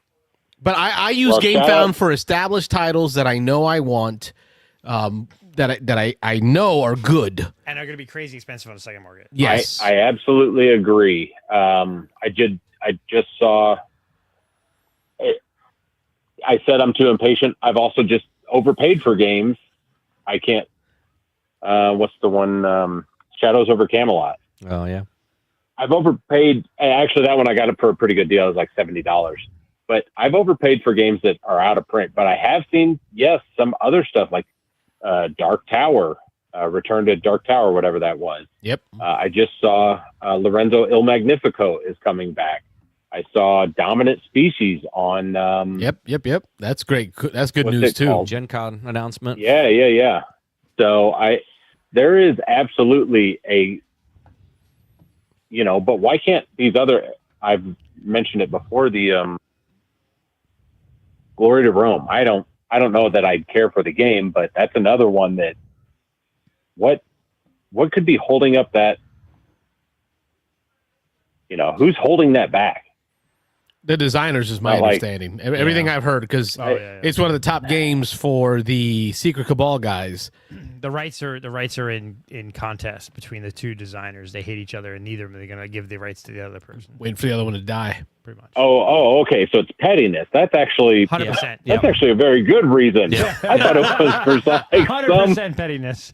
I thought it was for some reason that was like, oh well, we can't get the rights to Stranger Things, so we can't really Queen's Gambit. We can't get the rights to Star Wars. This Star I hate Wars, you, the you hate first- me, yeah. and neither of us are going to sign the dotted line Yep. until you die. That sucks. That sucks. It is stupid, and again, you can tune into my show where I will espouse the proxying. That's just ridiculous. Yep. Humans Please. will be humans. But also, like I said, pettiness is one of my favorite. Reasons. What's the one on Seinfeld where she's trying to stop the cab and she's like, "Oh, I just saw someone with his glasses." She's like, "Stop! I think I could get revenge on someone." He's like, "Yes, revenge is very good." Yeah. So, anyways, okay, I Thank went you, over my Joey. time. Yep. I appreciate it. Thanks, guys. Have a good Everybody one, be good. Yep. I'll see you next time. Catch you later. All right, bye. Want to catch up on some comments real quick because BJ did point out. He said that it looks like the first print run of Duel of Melloc was 35,000, and they sold over 5,000 or about 5,000 on the first day. BJ was saying also that Broom Service, that Weak versus Brave, is a delicious mechanism. Mitchell admitting that he was delirious at 3 a.m. playing the game. Yeah. And then they talked about Frenzy. No, I don't think I've not played Frenzy. Have you played Frenzy? Frenzy. Sounds familiar, but I can't remember. This comment here. So WJ Fogg saying Direwolf saying that if they're open to expansions if sales picked up, is that Wild Tile West? That might be. That might be. I think that would So I Darewolf have to was look Wild into Tile that to West. see if there's if that's Okay. the case. Then you got to go buy it, Rob. Yeah. Got to get the expansion played. And Aaron was talking about Wingspan, Finspan, Spaniverse. Talking about Wingspan Pocket is great for people. It is a good intro. Because once you learn the mechanism, it becomes super easy, right? To think. Quick. Mitchell saying that Entropy, which is the new big game that people are gotta play comparing it. between Entropy, SETI, and Seems like a lot of people are putting it way up there. way up there. I Yeah. asked BJ, Mitchell, and another guy were playing it on BJ's channel, and I asked them rank SETI, whatever, Shackleton, and they all kind of flip. Like they all had Entropy in the middle. Oh, you're really? And then either one of them put SETI or SETI or Shackleton? Shackleton on top. So I don't think Entropy will beat Shackleton.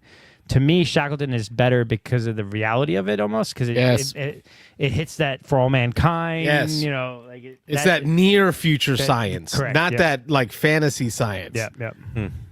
And then Aaron was asking about SETI being in the Hall of Fame, and no, it's only in Rob's Hall of Fame. It's my Hall of Fame. Yeah, I thought Rob pulled the trigger a little too soon last year. Nope. I won't still 100% spoil behind it, it. but I wouldn't be surprised if it entered mine this year. Oh, yeah. After a good couple of years of being played. Okay. And so WJ Frog confirmed Wild Tile West that we were talking about. Oh, okay. That. Yeah. Yep. Well, yeah. If they announce expansions, I think I'd be all over that. Yep. Yeah. And then Mike was saying Vivo is good, and he has a copy of the other Trick Taker he was talking about. And I think also in Z's top 10, he had Torchlight. Oh, okay. The one that we Yes. played Yes. last time. Hey, Mike Lorenzo, have you played For Northwood yet? I can't recall if that because I know you don't really solo often. But Yeah. I give an opinion on For Northwood as a number one trick taking game. I think that's crazy. I think so too. I can Yeah. see it being on a solo game Solo, list. yes. They But had a bunch of games. Like they did a bunch of short little top 10 lists with like That's Z. crazy. Z did a few. Mike did a couple. I know Tom did a couple, and then I know Chris did a couple of like BGA type 10. So this week they had a bunch of small little type 10 games. So He has not. All right, it's on BGA. Check it out on BGA. I think you'll like it on BGA. for a solo game, No, Rob, it's a good game on its own. it's a good game on its own, but it's not a top 10 trick taking. It does feel like a trick-taking game, It's though. solo only, Yeah. and it's a trick taker. But it does feel like a really good trick taking game. I've played it. Well, I played it a bunch on BGA. I borrowed it from you, and I played it twice in person. Beat the first scenario both times, and then I've played it on BGA probably 6, 7, 8 times, and only beat it once in all my plays on BGA. So I don't know if I cheated when I played it on my own. Probably. I probably forgot to do something here and there. It's one of those you got to remember all the little things. Yeah. But yeah, it's good. I will say it has given me the most, like as a solo game, it feels like the most or the closest that I can think of a solo game giving you a feel of a real opponent. Like it really feels like I'm having to think through my hands playing against a real opponent. I really enjoyed it. So give that one a shot, Michael. All right. I'm trying to get my camera up here for some reason. It's giving me an issue on Oh, my cam. not the big board cam. Oh, But that's okay. We'll figure it out. You don't need to see my face. We got the big board though. Yep. Who's up? Who's up? who's gonna go first? I'll You wanna rock it go or out. me? What, Rob? Because if Okay, anything, either I way. can do myself. Okay. Either way, I'm going to do mine a little differently, I think, than Wayne because I have not actually put all these in order. But I This have is gonna be an interesting one. 2, 3, 4, 5, 6, 7, 8, 9, 10, 11, 12, 13 are going to go on the board. So the first thing I'm going to do. Oh, and I don't think we officially explained. So I'm not sure. I mean, we that's got a true. good number of viewers. So I don't know if there's new viewers, but I'm going to do this very briefly just because we need to get going. But our top 20 board, just to recap, is our top 20 games played this year. This is not our all-time top 20. We have Halls of Fame that we've done because we've done this for about 5 years now? 5 or 6 years. Yeah. 5 or 6 years, and so we've every year we've graduated 1, 2, 3 games into our Hall of Fame. The idea behind the Hall of Fame is these are games we don't want to have to re-rank every year because we know if we play them, they're just going to fill up our top 10 anyway. So these games that we know are all-time favorites, we graduated them off onto a Hall of Fame board, and we can hit those maybe at the end. If nobody's interested, just run over our Hall of Fame games. But these are the top 20 games that are not in our Hall of Fame that we played this year. We rank them month by month, and as we rank games, they go on, they bump games down. And if you want to move, re-rank a game, you've got to either rank something else higher than it so it bumps down your list, or if you have second thoughts and you want to move it up, you have to play it again. And if you play it again, you can re-rank it. So then you can move it up or down your list.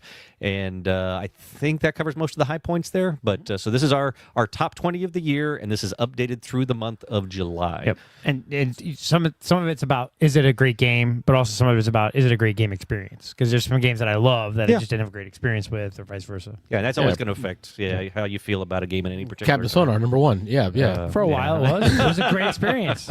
You're not going to let that go. I know, right? Jesus, man. It's been years. All right. The gloves are going to start coming off for your list. Oh, there we go. But listen, we are not the same. We are not the same people. So the way I'm going to do mine is I'm going to start taking games off. I'm going to announce the games I'm pulling off. I'm going to pull off 13 games because I know the bottom 13 are coming off because 13 new ones are going on. So real quick, just the ones that are coming off. My 20, currently Puerto Rico, the nice fancy version, 1897.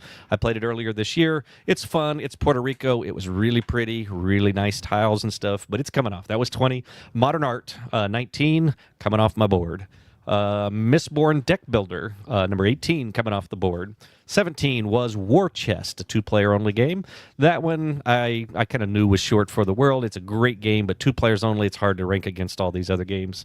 Moon Colony Bloodbath, fun, chaotic. We talked about it. Wayne mentioned it on his list, but that's coming off. That was 16. Raccoon Tycoon. This one hurts a little bit because this is fun. I've played it twice. I need to play it some more, but was 15 coming off the list. Veil of Eternity. 14 coming off the list. 13, Australis, another one I need to play. This was a lighter medium weight game. Played it at Sobo in Louisiana, but it's coming off the list. I need to play it again because it could end up back up there. Another one that's hurting me that's coming off here was my 12, Pulsar 2849. I am confident we will play this before the end of the year. This could end up back on the list. I know it's really high on Wayne's list, but that one hurts. Biblios, 11. This hurts a little bit because I love Biblios. We've talked a lot about Biblios over the years. I love Biblios. I own the alternate version for the King and Me, and but this is on the lighter side, and again, it's hard for me to keep the lighter games up here. Star Wars Deck Builder game, kind of the same thing there. That was my number 10. Great game. I enjoy it. Fun. Whip it out, play it in less than an hour. Anyway, moving right along.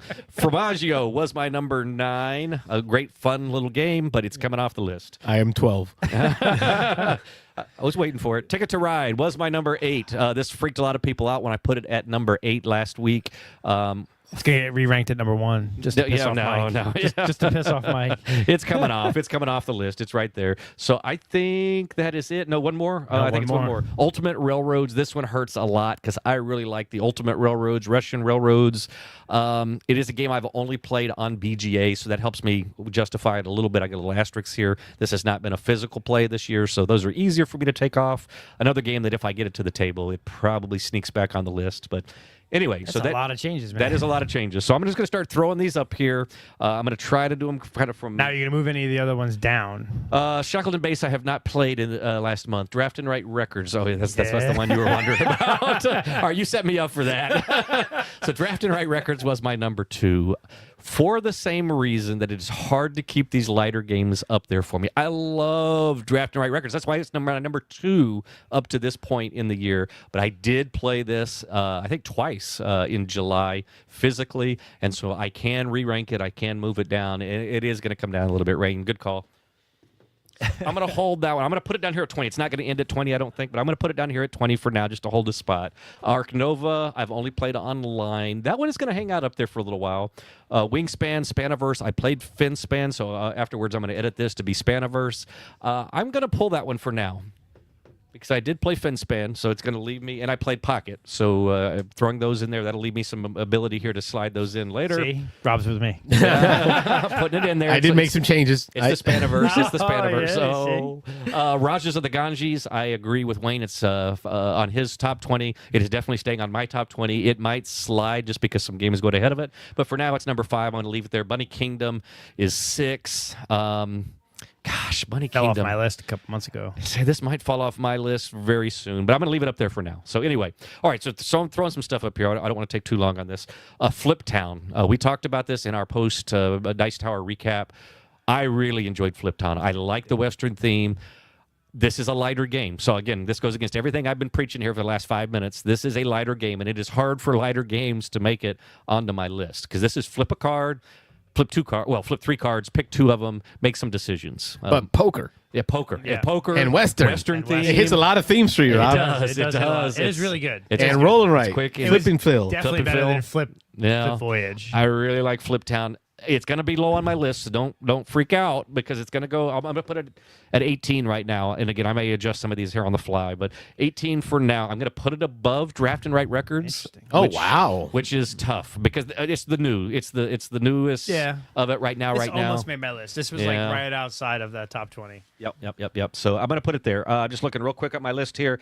I'm going to put Wild Tiled West. And again, so we've talked about this already a couple times from the comments and from Wayne's list. I really enjoyed Wild Tiled West. I just was afraid of the sameness. If this gets expansions, this probably flies up my list.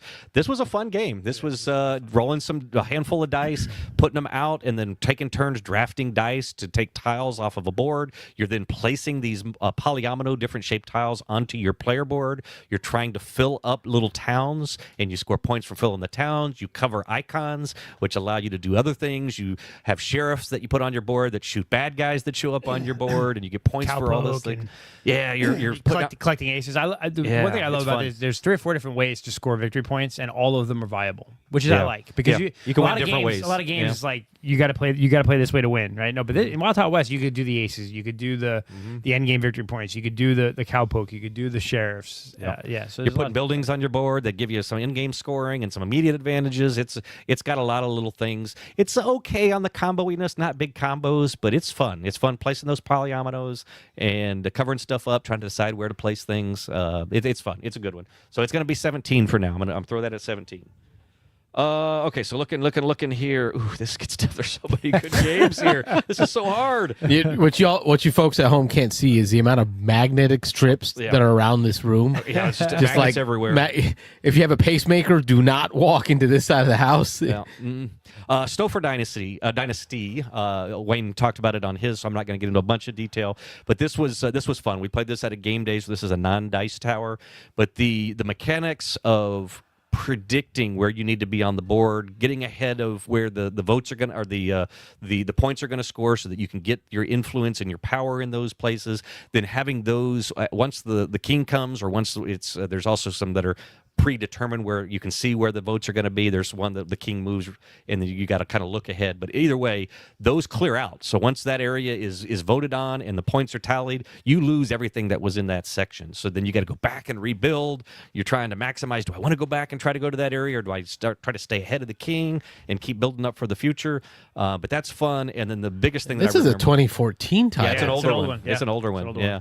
The biggest thing I remember that stuck in my head though was the turn order thing, and Wayne talked about it. But you have 2 types of actions that you do, and all the pieces are out there. There was 3 in our game, at least in 3 players. It was 3 pawns per person, and they're all lined up in the middle of the board. And then you go from one end to the other, and as you do it, you move your pawn to either one side or the other. You're taking one action or the other. After all the pawns are played in those 2 areas, you slide all the ones on one side to the first 10 spots, and then all the ones on the other side to the next 10 spots, and that's your turn order for the next one. And so you have things you want to do. You're trying to get out there and do things, but the turn order, you don't want to do all the good stuff, because usually the good stuff puts you later in the turn order. So you want to take a few suboptimal kind of things just so that you could get earlier in the turn order next time, so that you can do the good stuff then. So you're trying not to go all at the end, but I don't know, you spread it. It's hard to explain. You try to min-max it to work it so that you might have, you're one of the last people to go on the good spot, but you were one of the first on the bad spot, so that when they emerge, you get pieces together, so you can take several actions in a row. Which is, if you can do that, if you get 2, 3 in a row, that's really pretty powerful. So it's good. Yeah, it's an enjoyable game. Yeah, there's a lot to think about in this one, but it's good. It's an older game, so it's a little more of almost a classic, but it was fun. I had never even heard of it until Wayne mentioned it 6 months ago, and then we got a chance to play it. I'm like, oh, okay. And I'll be honest with you, I was not excited when we were picking games, and y'all were like, Stouffer Dynasty. I was like, okay, yeah. I mean, he brought it. Let's play it or whatever. But once we played it, I was like, oh, okay, sweet. Yeah, I would definitely play it. And it plays quick again. too. Yeah. Like it's we were done in like an hour. Yeah. So it was good. Next one. I liked this game a lot. Lord of the Rings: Fate of the Fellowship. This was a fun one we played at Dice Tower. This was the first night or the second night we were there in the hot games Friday area. Night, maybe. Friday night. Maybe Friday night. So third night. But this one I enjoyed. I tried to play this online. I've told this story before. I tried to play it online on BGA. We could not get through the first turn, and we gave up on it because we couldn't figure out how to do things. We couldn't figure out how to click on things, and it was just frustrating. I did not think I was ever going to like this game. I gave up on the tutorial on BGA. Yeah, this is a overcomplicated, and I'm saying this affectionately because it's making my top 20. An overcomplicated pandemic. Yeah. This is pandemic on steroids. There's more going on. There's more to think about. There's a lot of coordination. You've got everybody has. In pandemic, you have individual player powers, but in this, everybody has like 3 individual player powers. There's 2 characters with different powers. Yeah, and each of them has 3 different things. So you got 6 powers you're trying to think about. It was fun. I'm really excited that we beat it. It was a great experience at Dice Tower. I'm trying to think of how to say this in the nicest way. But between Mitchell teaching it, who did a great job, Mitchell, but between him teaching it and knowing the game, and then we had Nick playing with us, who's super smart. Nick, he's always 3 steps ahead. He's always thinking about it. He was quarterbacking a good bit, which just happens. I mean, he wanted to see us beat the game, and we beat the game, which was a great experience. I'm curious how I would do with a different group, like my family playing We this. had a really good group because it was you and me, Mitchell, it was My your daughter. daughter and Nick. Yeah. And that's why it didn't make my list. Yeah. It was like that 21, 22 almost made the list. It's like that experience was great, and I don't know if that would get replicated very easily. Exactly. That's my whole thing. Is if it was just me and the family, I don't think we're nearly as efficient. We don't do it nearly as well. We're probably arguing halfway through the game about what we should do, and so it would be a different experience for the better or for the worse. So it's quite possible, Kyle, that you were that same one with Rob and I. There was 4 or 5 he of was. us. Yes, Yeah, I think he was. He Yes. was. And we're like this. I think he started it. Yeah. We're like, let's all cancel this. This Yeah, is not we very good. agreed unanimously. Let's just quit. We're just backing out of this thing. So okay, so that's my 15, 14. I'm trying not to take too long, folks. I'm sorry. I'm really struggling here though. Take it. This is fun. Take it. Res Arcana. This is a game I've liked for a long time. I've played this in person. I borrowed Carlos's. I played it with the family a couple of times now. The Beans and Dice Library. And there you go. Exactly. Great game. Res Arcana. This is definitely not my first plays of this. I've played this in person probably close to 10 times. I've played it on BGA now 10 to 20 times. So I've played this game a bunch. I love Res Arcana. It's going to make my 14. Again, that's going to sound low, but I got all these new hot games. The cult of the new that's going to fly up my list here. But Res Arcana slapping on there at 14. So won't get into too much detail about that. All right, I'm looking here. This is going to disappoint Wayne probably a little bit. No, I get it. Orloy is going to go on at 13. And again, a big part of this is, well, probably one, I did not catch on to this game. There is a decent amount going on here, and it takes me a little while to wrap my mind around it. So I did not do well at this because it took me about literally halfway through the game before it started clicking for me. I was like, oh, I should have done that 3 turns ago because that would have given me the points that Wayne just got. And I lost almost every race. I think there's 4 races things, 3 or 4 racing for. I only got on the board on one of those 4 things, and I was in last place on the 4. So I scored like 1 thing for in-game points out of the You scored almost 0 in-game points. Yeah, I mean, it was really bad. So I really got crushed. It was fun. There is a lot in this box. We talked about it. I'm glad Mitchell set it up because I saw how fiddly it was there's little puzzles to form the circle and to put the thing that rotates around the thing. And there's just a lot going on this. So this is a big setup. I enjoyed playing it. I think next time I play it, I'll do much better because now I see how things were supposed to work. But so it wasn't as great as an experience for me, but it was a good game. It was a really good game. It's 13.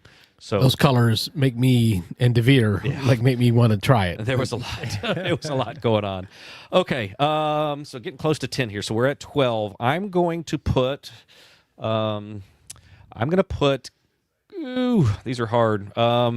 I almost want to slide Bunny Kingdom down because I think I am. Yeah. Bunny Kingdom's got to come down here. Bunny Kingdom, and actually maybe I even should have done it a little earlier, but I'm going to stick with this. I don't want to draw it out. I'm going to slide Bunny Kingdom down to 12 because I think all the rest of these are going to go above Bunny Kingdom. Listen, Jesus had 12 favorites. There you go. Okay. All right. So rearrange that. The inner circle of 12 is a good number. I would put Bunny Kingdom a few more down. Maybe a little further down. Okay. But I'll leave it there. Actually, it may fall down here under... right about here, probably. Let me do that right now. So I'm going to do it. I said I wasn't going to. Do it right, man. If you're going to do it right. Orloy at 12, Res Arcana 13, Bunny Kingdom going to 14. There we go. All right, that's done. It's done. Done. Next is going to be... You can see the struggle bus in here, folks. This is live. It is. I'm trying not to take too long.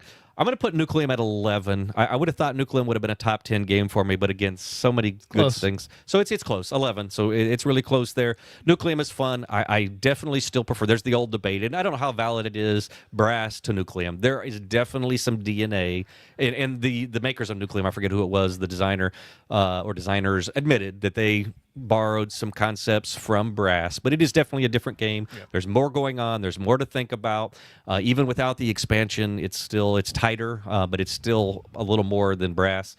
So Nucleum is going to make my 11. Not a Hall of Fame game for me either, as Wayne mentioned. So next is, let's see, Rajas of the Ganges is up there. I'm going to leave Rajas above Falling. So this is a game that we haven't talked a whole lot about. I got to play it. It was a buzz at Dice Tower. It was pretty new. I think it had just come out within the last month or two. And so people were buzzing about their first plays of Falling. And I had not heard much about it. I'd heard of it, but I sought this out. And at Alex's game day a couple of weeks later, we got it to the table.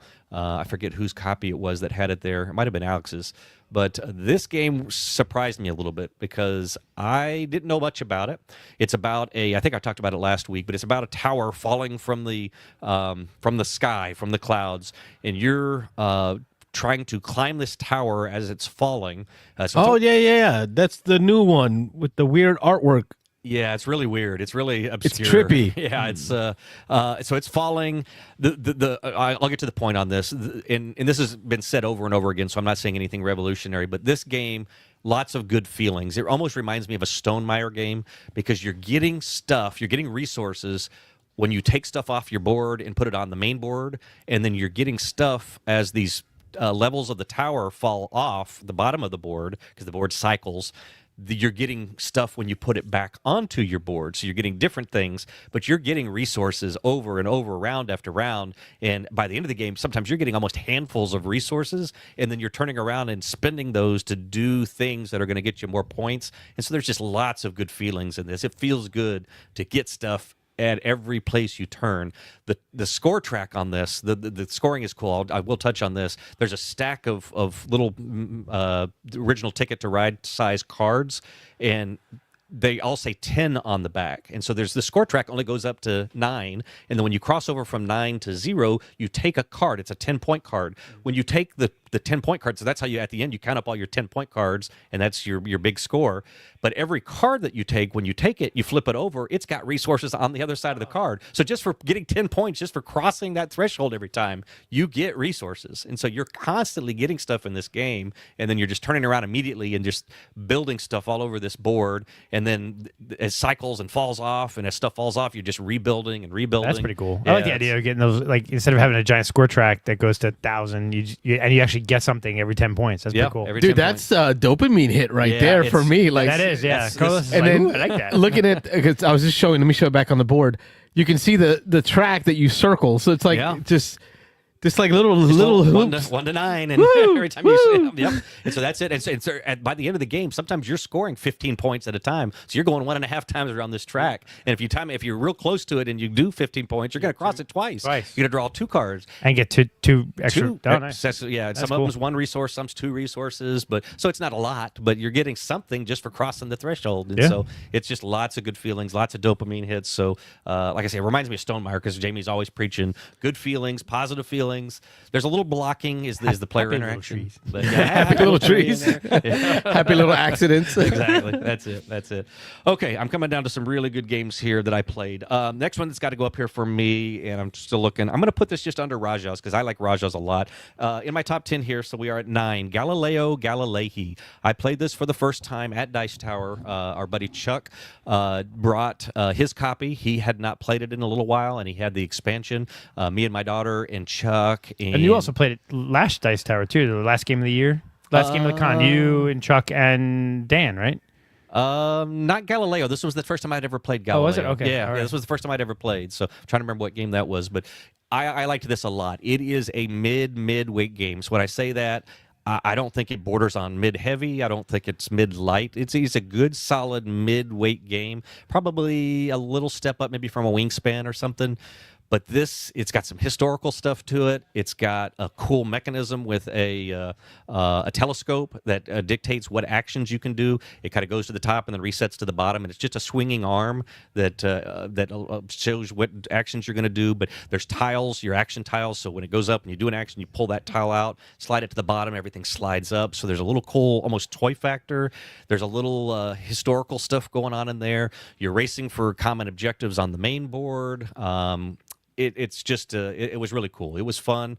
I mentioned to Wayne before the show that Chuck actually picked up a second copy of it on accident, so he offered to sell me his copy with the expansion. Oh, nice. For $60, and so I think I'm probably going to take him up on it because my daughter Emmy played. She really liked it. She enjoyed it. So it was a really fun game. So. Yeah. Galileo Galilei is going to make my number 9. I suggest it. Very good game. If you do pick it up, it's got to add it to the list because I want to play it now. Oh, yeah. We'll put it on our catch-up list. Yeah, for sure. I'm going to slide Rajas down to number 8. Ooh. Wayne talked about Rajas. Yeah, it's good, though. It's a great dice manipulation, playing dice for all different kinds of actions. You can turn dice into other colored dice. You can play dice to change pips on dice. It's a fun game. It's an older game. Yep. Very good. Oh, you got 4 games left there. You got 5 spots open. You're right, so I probably miscounted. Math. maybe one goes back on there, but whatever. That's what you get for doing it on the fly here. So anyway, you get counting ahead of me, which is good because now I got to make some decisions here. Oh, okay. Thunder Alley is here, but it's not going to go next. Thunder Alley, I gotta get up here and figure out where because it's a classic, and again with all this newness, it's hard to rate these older games that I love. This one I couldn't believe wasn't in my Hall of Fame. It's in Carlos's Hall of Fame, and so when I was looking, I was like, hold on, I played Thunder Alley, but I understood the assignment. Yeah, isn't that on my Hall of Fame? I was like, no, it's not. It should be. I didn't play it this year, so it's not yet on my list. I don't think I've had a bad game. No, it's good.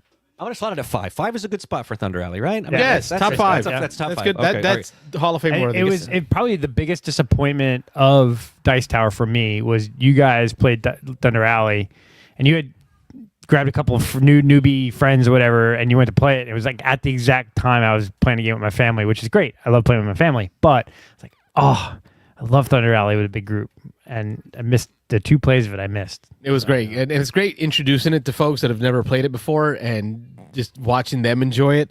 I thought Rob was setting up because we play it every time we're at the con. Play it at least once. Yep. I thought Rob was setting that game up, and then he comes over with a whole new group of people. Yeah, because I posted in the thing. I was like, hey, we're ready for that Thunder Alley game. And then Cole from our local game group was like, hey, I got a couple buddies who would love to learn it. I was like, all right, come on, just let's do it. Whoever. So then we had to, after that, we had to set up another game with some of the classics. the guy, Dan and the rest of the crew. Yep. So we got to play it twice, which is, hey, I'm not complaining. I'm not at all. I'd really like to do another league online. Yeah, we talked Let's about do it. So we need to do it again. Dan said he would look into it. So we just got to rattle his cage again. I can sit now. I can sit longer. We can do it. Okay. I pulled out Russian Railroads. That's probably going to go back up. The Ultimate Railroads will go here on my list somewhere when I'm done. 3 more that I got to rank here. This is so hard. Wondrous Creatures. That's going to be my next one. We got a comment in the chat. I think it's Thunder Alley. And the answer is yes. That's the 3 of us. That's 5 already. So we just got to get 1 or 2 more people. Get your boy Dan on it. Next time we have him on the call-in show, we'll call in and ask Dan. And hassle him about it. There you go. That's the best way to do it. All right, Wondrous Creatures. So these are probably all going to slide up. So I'm going to put Wondrous Creatures at 6. I talked about this last week or the week before when we were doing some of our recap stuff, but it was a really fun game, and we debated. I gotta play it again. We debated. I gotta play it again. A light game or a medium light game. I think I did like 8 hours of driving or something, Texas to Louisiana, and we stopped at the hotel and played that game in the lobby of the hotel.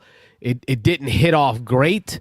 It was a game. Yeah. Maybe I missed something. It was. I want to play it again. Yeah, okay. I liked it, but it was like I'm going to be buying it. Both of my kids want me to buy it, so I will be buying it. They want me to buy it. I figured your kids would love that style. Yeah, that whole. Oh, yeah, the little. Yeah, Pokemon animal dragon things. Yeah. Why they like Flamecraft. Oh, I'm glad that. Yeah, like Flamecraft. And they want me to buy the upgraded, the $140 version, so I probably will end up with that soon. So, all right, so now we have a copy in the library. Awesome. Okay, so what am I looking at there? Thunder Alley at 5. I've got Arc Nova at 3. And if y'all didn't notice, I found new buttons on my board, so I was doing all new transition types. He's playing while I'm talking. I'm all like, oh, look at this button. Watch this. Oh. I'm going Toledum at number 3. I like Toledum a lot. It's really good. Yeah. It was five. I think it was 5 for me. So yeah. I know Wayne deferred to me to explain it. I know we're running low on time here. It's already 10 minutes. It to doesn't 11. matter. Doesn't matter. Anyway, I'm not going. Where are you going? I'm not going to go too deep into this. So I did talk about it though a couple of weeks ago. You roll at the beginning of each round a handful of dice. It's depending on the number of players. There's a little like rondelle circle area that you do, and there's numbers 1, 2, 3, 4, 5, 6. And so all you do is these dice of all different colors. You're going to roll them, and you're going to group them up. So all the ones go in the one spot. 2s, 3s, 4s, 5s, 6s. Then you take turns one at a time, drafting the die and doing the action. So each of the spots around the rondelle have an action, and then it coordinates. There's a couple things that coordinate. So there's the color of the die, which coordinates with one of the 6 or 7 different resources in the game. So when you draft a pink die, you're going to take the pink resource, which is whatever, food or whatever. You take the orange die, you take the orange resource. The number of resources you get is dictated by the number of pips that are on the die. So if I take the 1 of a pink, I'm just going to get 1 of that resource. If I take the 6 of the pink, I'll get 6 of that resource. Then also the spots on the rondelle where they are, which is placed there by the number, dictates what action you're going to do, but it's in inverse proportion to the number. So if I take the die that's in the 1 spot, and the rondelle shifts every turn, it moves by 1, so it's not always the same action with the same number. But this round, let's say the 1 is the move my caravan around on the main board. So if I draft the 1 die out of that spot, I actually do that caravan movement 6 times, so I can move 6 spaces. So I only get 1 of that resource that was matched the color of that die, but I get to do that action that it's coordinated with 6 times. And so there's an inverse depending on whether I need a bunch of that resource, or if I'm just grabbing the resource to do the action for the most part and do the more powerful action.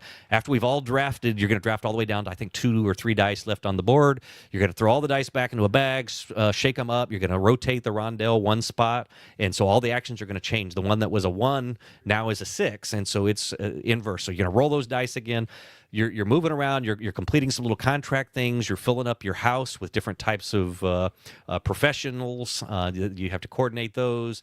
There's a fair amount going on in this game. It's another kind of mid to maybe mid-heavy ish game, but a lot of fun. If you like Euros, you like this rondelle thing, you like making those tough decisions, there can be a little downtime because this game does get thinky at some points. There are some spots where you got to think, people are, crap, do I want the resource or do I want the thing? Yeah. Do I really want to do that at a high power? So You're trying to min-max your action of like how come can I squeeze the lemon? yeah. Good. It was really good. And the objectives are changeable. So there's random tiles you place out. So it's going to tell you which areas score each of the 4 rounds, and then you score differently. So it may be how many cathedrals you have, or how many columns you've built in this city, or whatever. So you're trying to make it around to the fairs and the different areas to score points for their fair as it happens. So there's a fair amount going on. So that's just touching the surface, but a really, really good game. I know the guys out in Louisiana like it a lot. This was when it came out. BJ talked about this one a lot from Board Game Gumbo.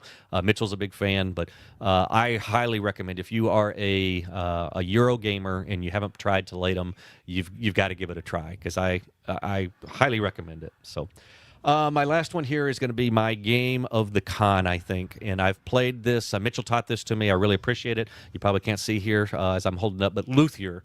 I really, really like Luthier. I am really into this. The theme helped me a lot. I played violin for 11 years, and so... but this is Baroque period, Romantic period. There's actually 3 periods that it covers. But you're making instruments. You are drafting people. And there's 3 different. There's musicians, there's composers, and there's royalty that you're drafting to get onto your board. They have different requirements. Some of them want certain types of instruments made for them. There's a performance area where you can do a performance, and you have to match that up to the right people so that you can get them off of your board. You're trying to satisfy some requirements they have, flip them over, tuck them under your board, and that at the start of every round it gives you some kind of bonus for having completed them. You score points. You're making instruments and putting them into a big orchestra, and so there's an area control aspect of trying to control these different areas of the orchestra. just a lot going on in this. If you like classical music, if you like Euros, this is a medium to heavy Euro. I would say this is a little bit on the heavier side. A lot of people, I guess, were turned off on this one by the bidding. So you have chips. You're going to get more chips as the game goes. But at the beginning, I think it's a 1, a 3, and a 5 chip that you have to play out into about 7 or 8 different spots that you can do it. Once everybody places you one by one, you place one chip down, face down, to the different areas, and then after all the chips are out, you take turns one by one, deciding which area of the board you want to activate. And so the order of which areas activate when is important, because you can screw up somebody's plan if they plan to go over here and get some materials to make their instrument, but you activate the instrument thing first. Well, they didn't get their materials in time. So there's a lot of thinking, a lot of counter messing with each other in this. But I love the theme. I love the thinkiness of it. Luthier was my game of the con. Now, where's Luthier going to go? So I got Shackleton Base at number 1. Does this displace Shackleton Base? I don't think it does. It's going to go at number 2. I'm going to throw it up there. Toledo at number 2 or 3. Luthier at number 2, and Shackleton Base at number 1.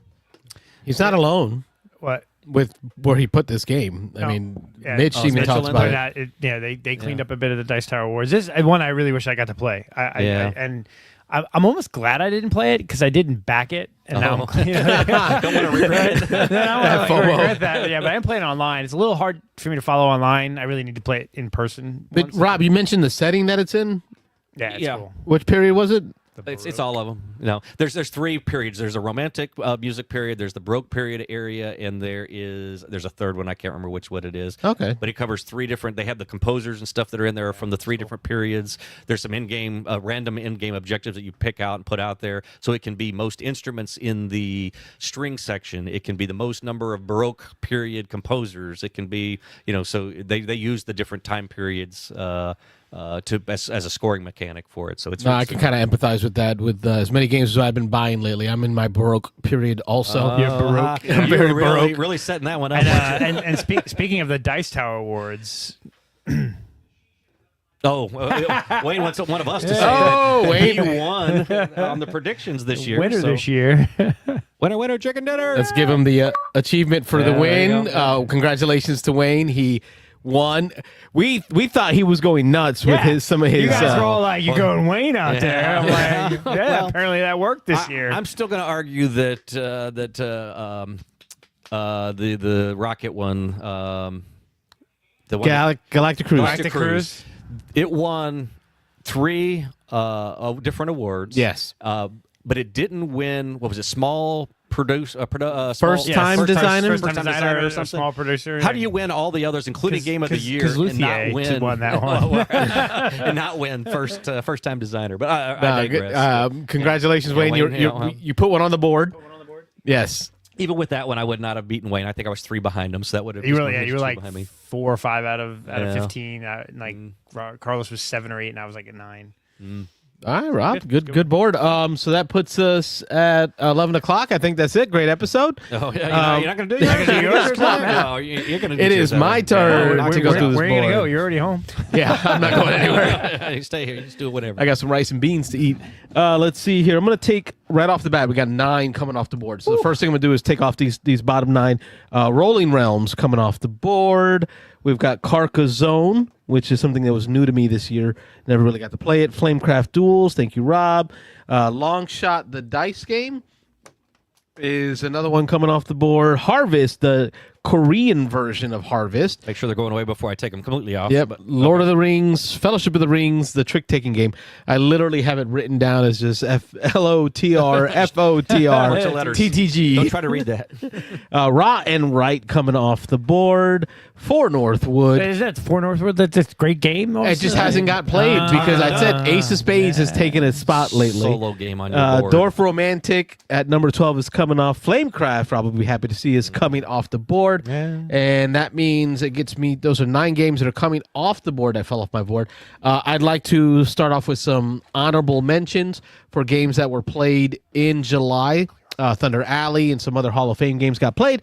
However, Flamecraft Duel got played, and that made it on a strip, but not on the board. Oh, was on the strip and came off the board. And Biblios, great game, great con game. I enjoyed it. I know Wayne didn't have as much of a good time with it. no, Biblios. It didn't. Insider, that's the one. We played Insider, it. that was- yeah, that game was Insider. garbage. Okay. Yeah. That game's Marvel garbage. United got played in July. Good game. Marvel United. We played a lot of it in preparation for the Spider-Verse or the Spider-Man movie, Brand New Day, which I did get to see. We got to do an OGG on that. Good times. I haven't seen it yet. I'll tell you what, Next that week. Spider-Verse Marvel United is hard to beat. That Green Goblin We're seeing is a Tuesday, I pain. think. Oh, you guys are going Tuesday? Tuesday. Okay, cool. And we'll talk. It's really good times. There's that honorable mention for Ace of Spades. So you made up strips for games that you were never even going to put on the board. Listen, I didn't know You where stole- that things was were going to three more. land. Three more I including could have put on Biblios, my which is the board. game you just took off your board. I didn't know where things were going to land. So I just wrote everything down and we Gotcha. figured it out from there. There you go. Okay. So now we're going to get into the board. At the bottom, at number 20, we're going to have Star Wars Deck Builder. It's sliding down to number 20. Coming in at number 19, new to the board, new to me entirely, Spirits of the Wild. two-player Spirits of game. the Wild. This is the 2-player only by Mattel. It's so weird. Yeah. It's so good. I bought 2 copies, one of the original and one of the new one. So hopefully, Wayne, you got the old one, right? Rob got the old one. Rob got the old one. Oh, yeah. I took it home, yeah. And then we're going to slide down into. Actually, no, we got a whole bunch of new games coming on the board. A lot of party games that got played in July because, of course, it was Dice Tower East.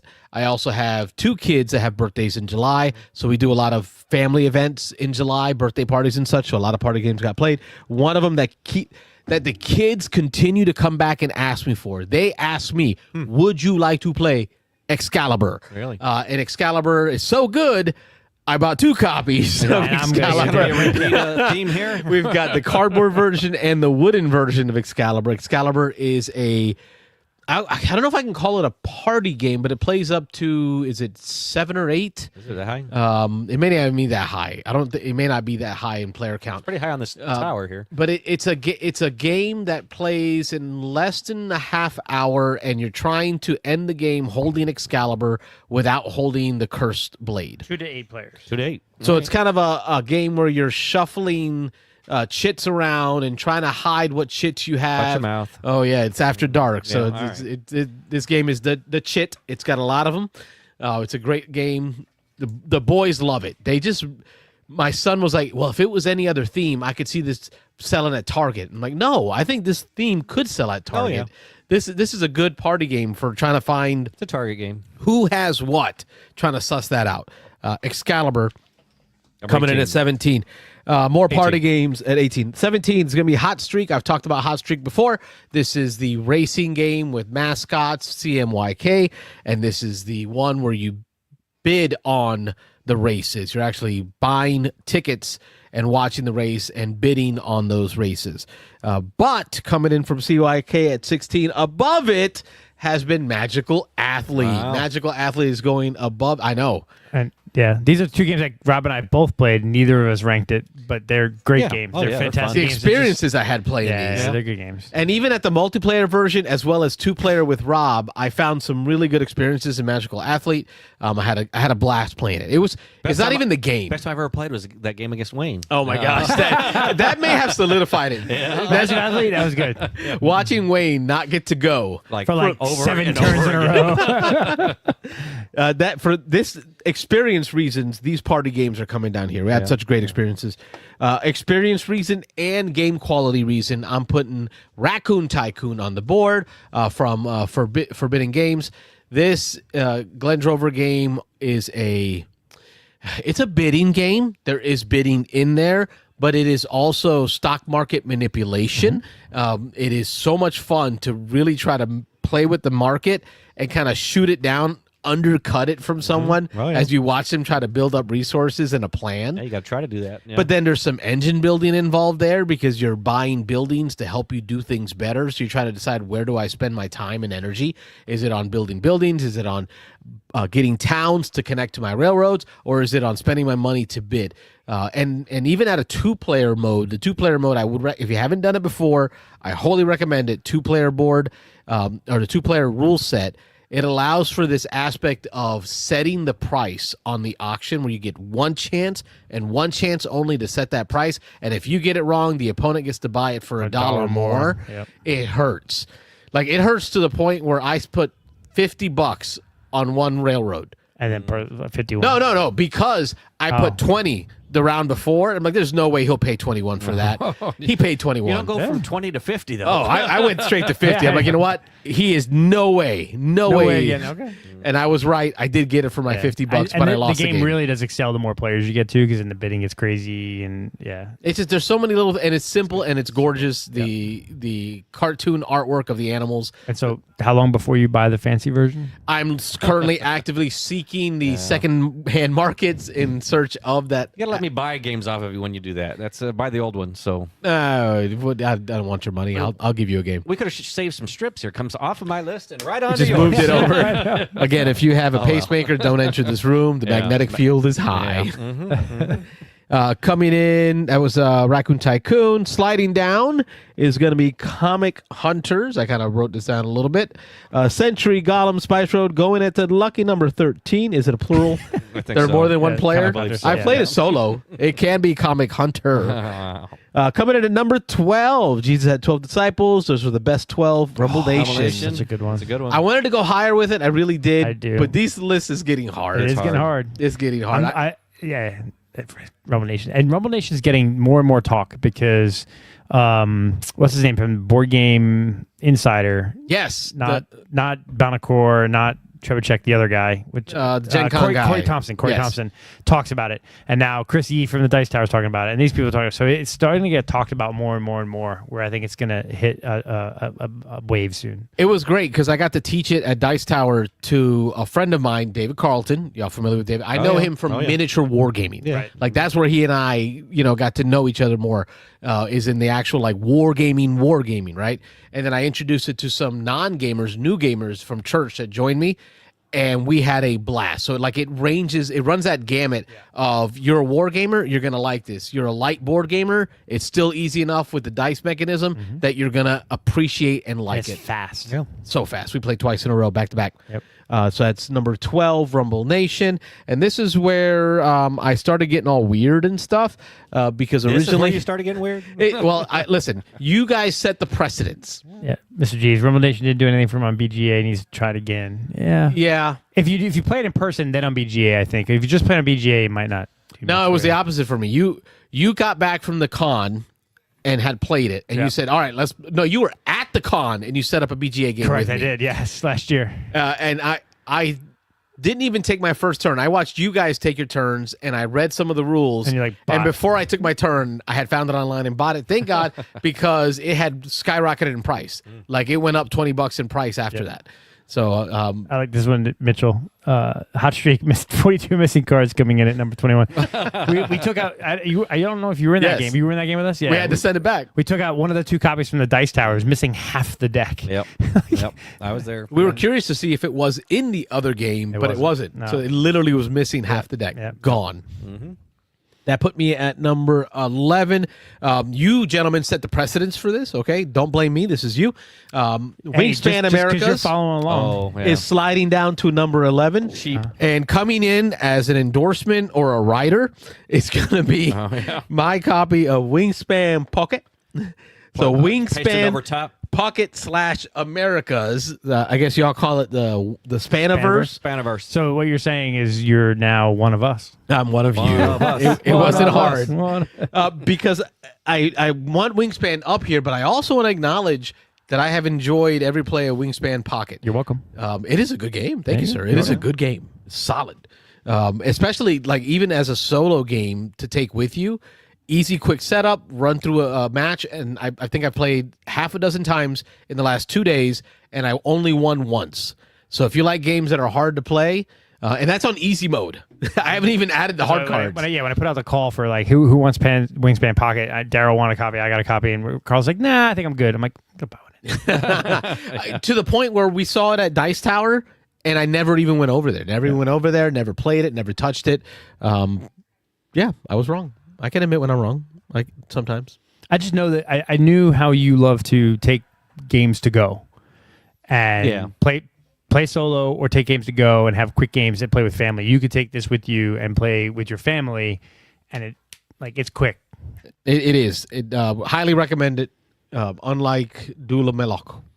Moloch. Coming down, Foundations of a.k.a. Metropolis, a.k.a. Rome. Actually, I might even say Rome. I think I need to just make that Rome, because Rome is 5 players. And Wayne, I heard you earlier, you said your go-to number 1 5-player game, Smartphone Inc. Yes. I would say I flip between the two. Like if I have 5 people and it's more family weight to board gamey weight, I'd be like, okay, two weight of middleweight, middleweight game that I want to play with 5 people. I'd be in the Foundations of Rome, Smartphone Inc. Hem Hall. I wouldn't be sure which one I would want to pull out. Yeah, for me, it's Foundation Inc. wins out because it's the setup and play is faster. Nah, bro, I time myself on Foundations of Rome. With those boards, Placata, you'd lay them out there, you're done. I think Foundations of Metropolis took me 2 minutes. Like Rob timed it. So that is my number 10. Looking at my cheat sheet. Coming on the board, new one on the board, so I'll talk a little bit more about this one. At number 9 is Dune Imperium Uprising. This has gotten a rejuvenation for me because of the upcoming movie, the new movie coming out. So it's gotten, we've been talking about like buying our tickets, getting ready for, are we want to shit in IMAX? How are we doing this? Yeah, that's true. So, and then I picked up the Dune Deluxe upgrade with the minis. And everything. So I was able to condense it down to one box. This is a deck building, area control, worker placement game that burns my brain. I love it. Like I so want to teach this to so many other people that, friends and family. But I sit down and I get my hand of cards and I'm like, I can't do anything with this. Like, I need a triangle and all I got is a bunch of circles. Yeah. Like, where am I going to go with my workers? And that kind of a feeling makes me feel like I can't make this a family game. Yeah, like, I don't know if it's family. Like, I'll go to Arnak for that. Yeah. I'll go to Arnak for that. But if I'm going to play with my gamers, like, this is it. Dune. If you're going to play the better game, it's Dune. Oh, Dune Imperium Uprising. Slash whatever. Yeah. Aaron Clark says, Rumble Nation is my surprise of the year. Have it in my Game Nerds cart right now. Sir, you're right. It was a surprise to me, and it continues to deliver. My wife liked it. Like the family liked it. My gamer friends like it. Rumble Nation is legit. Carlos gave in to peer pressure. That's not the first time. I will freely admit that. Dune Imperium, though, this Uprising. I got to talk a little bit about Uprising. Okay. We'll go a little deeper on this. Sure. The Uprising, to me, has been more fun than base Dune without expansions. So, like Dune Imperium, period. This is Dune Imperium, Uprising, right? All right, sure. And the reasons why I enjoy this version, and I haven't bought the one Rob has. You see, I want to know why, because I didn't like the Spy. It's the Spy. The Spy is legit. See, the Spy is like the assassin in Tyrants of the Underdog. The Spy was adding a little too much. And I didn't like the Spy.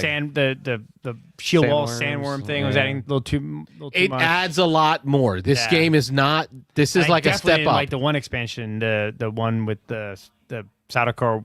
Oh yeah, the Warriors guys. Yeah. That was But for me, the reason I like this one is as a themey gamer, wargaming gamer, the battles are so important in this game. Oh yeah, because they swing the amount of points significantly greater than you would have gotten in regular Dune Imperium. So in this one, as you get towards the end stages of the conflicts, because I think it's level 1 conflict, count them out.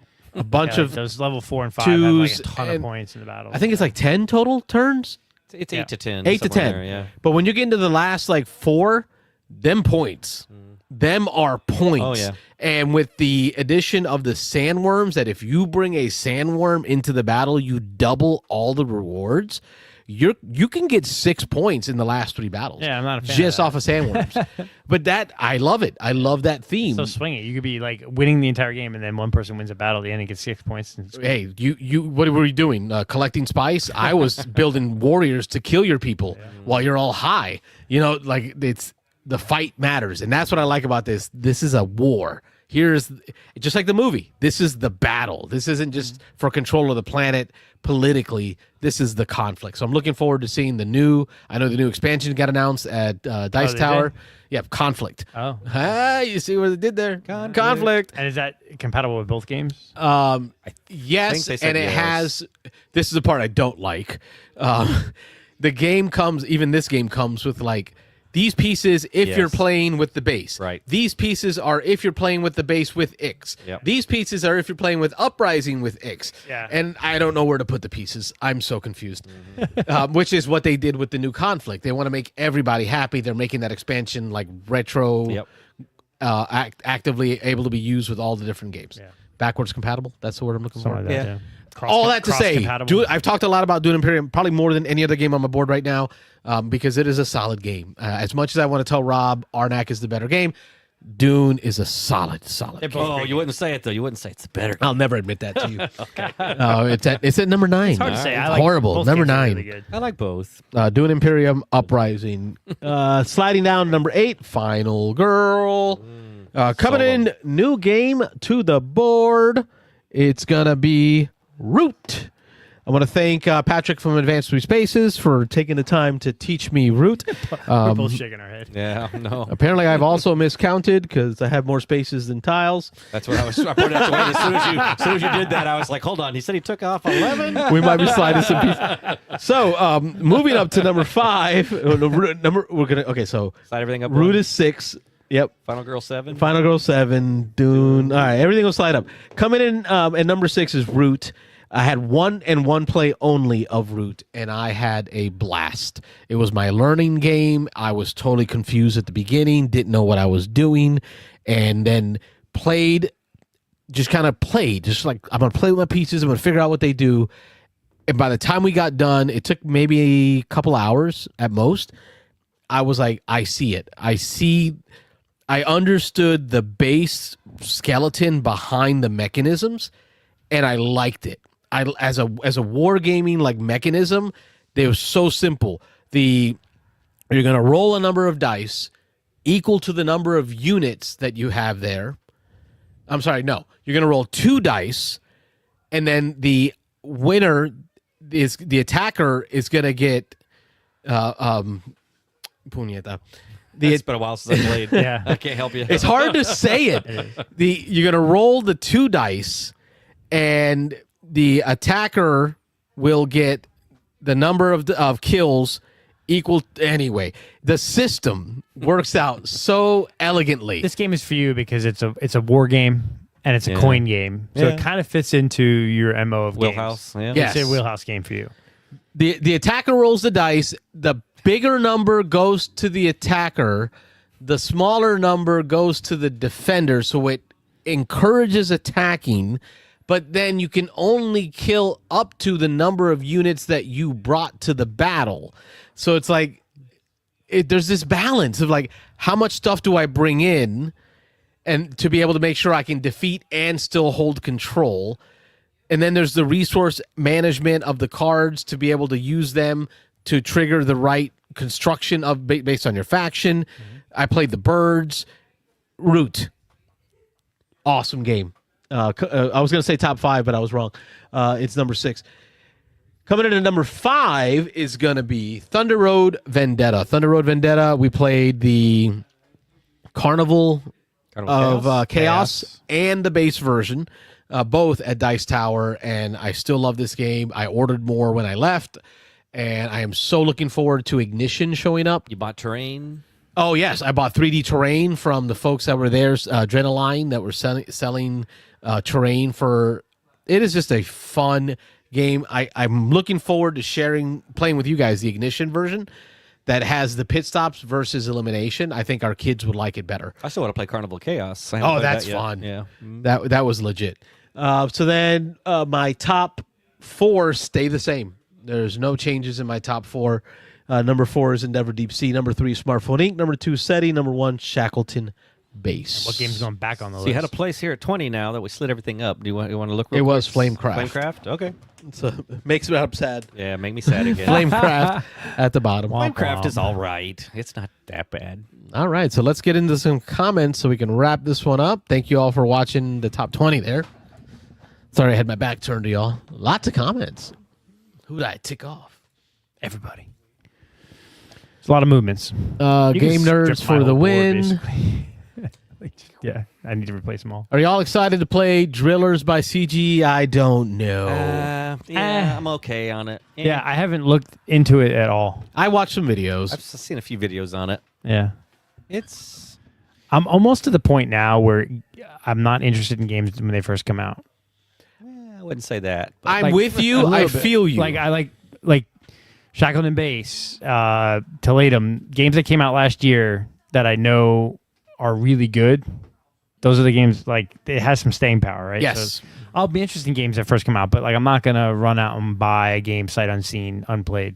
That's kind of where I'm at. Dependent on theme. Dependent on theme, and then a lot. You know what? I got a lot of caveats.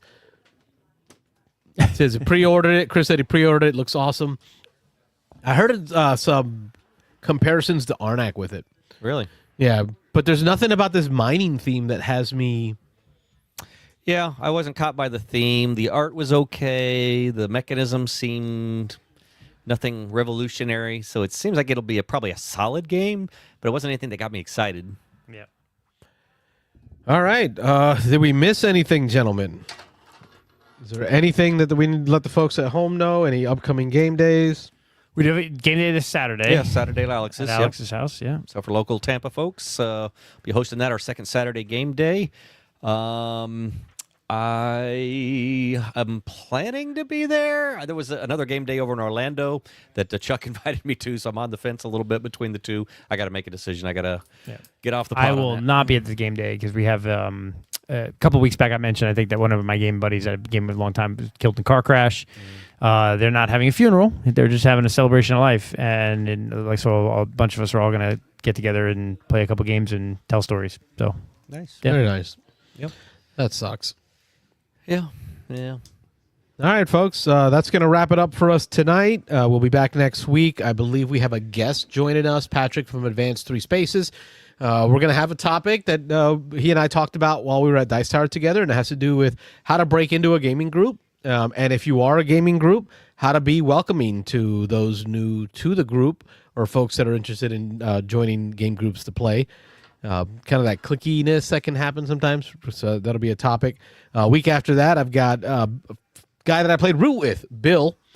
Bill has a card game that he's developing, so he wants to join us in studio to talk a little bit about that. So we'll have a designer talking about card game design, which I want to know more about card game publishing, like how that works out. We need to reach out to Mike because he had a guy I call into his show that's developing a game too. Yes, So I saw Mike posting about that. Invite him to call in and talk to us too. If you like what we do here, check out the Discord. If you have questions, comments, thoughts, you can email us at beansanddice@gmail.com.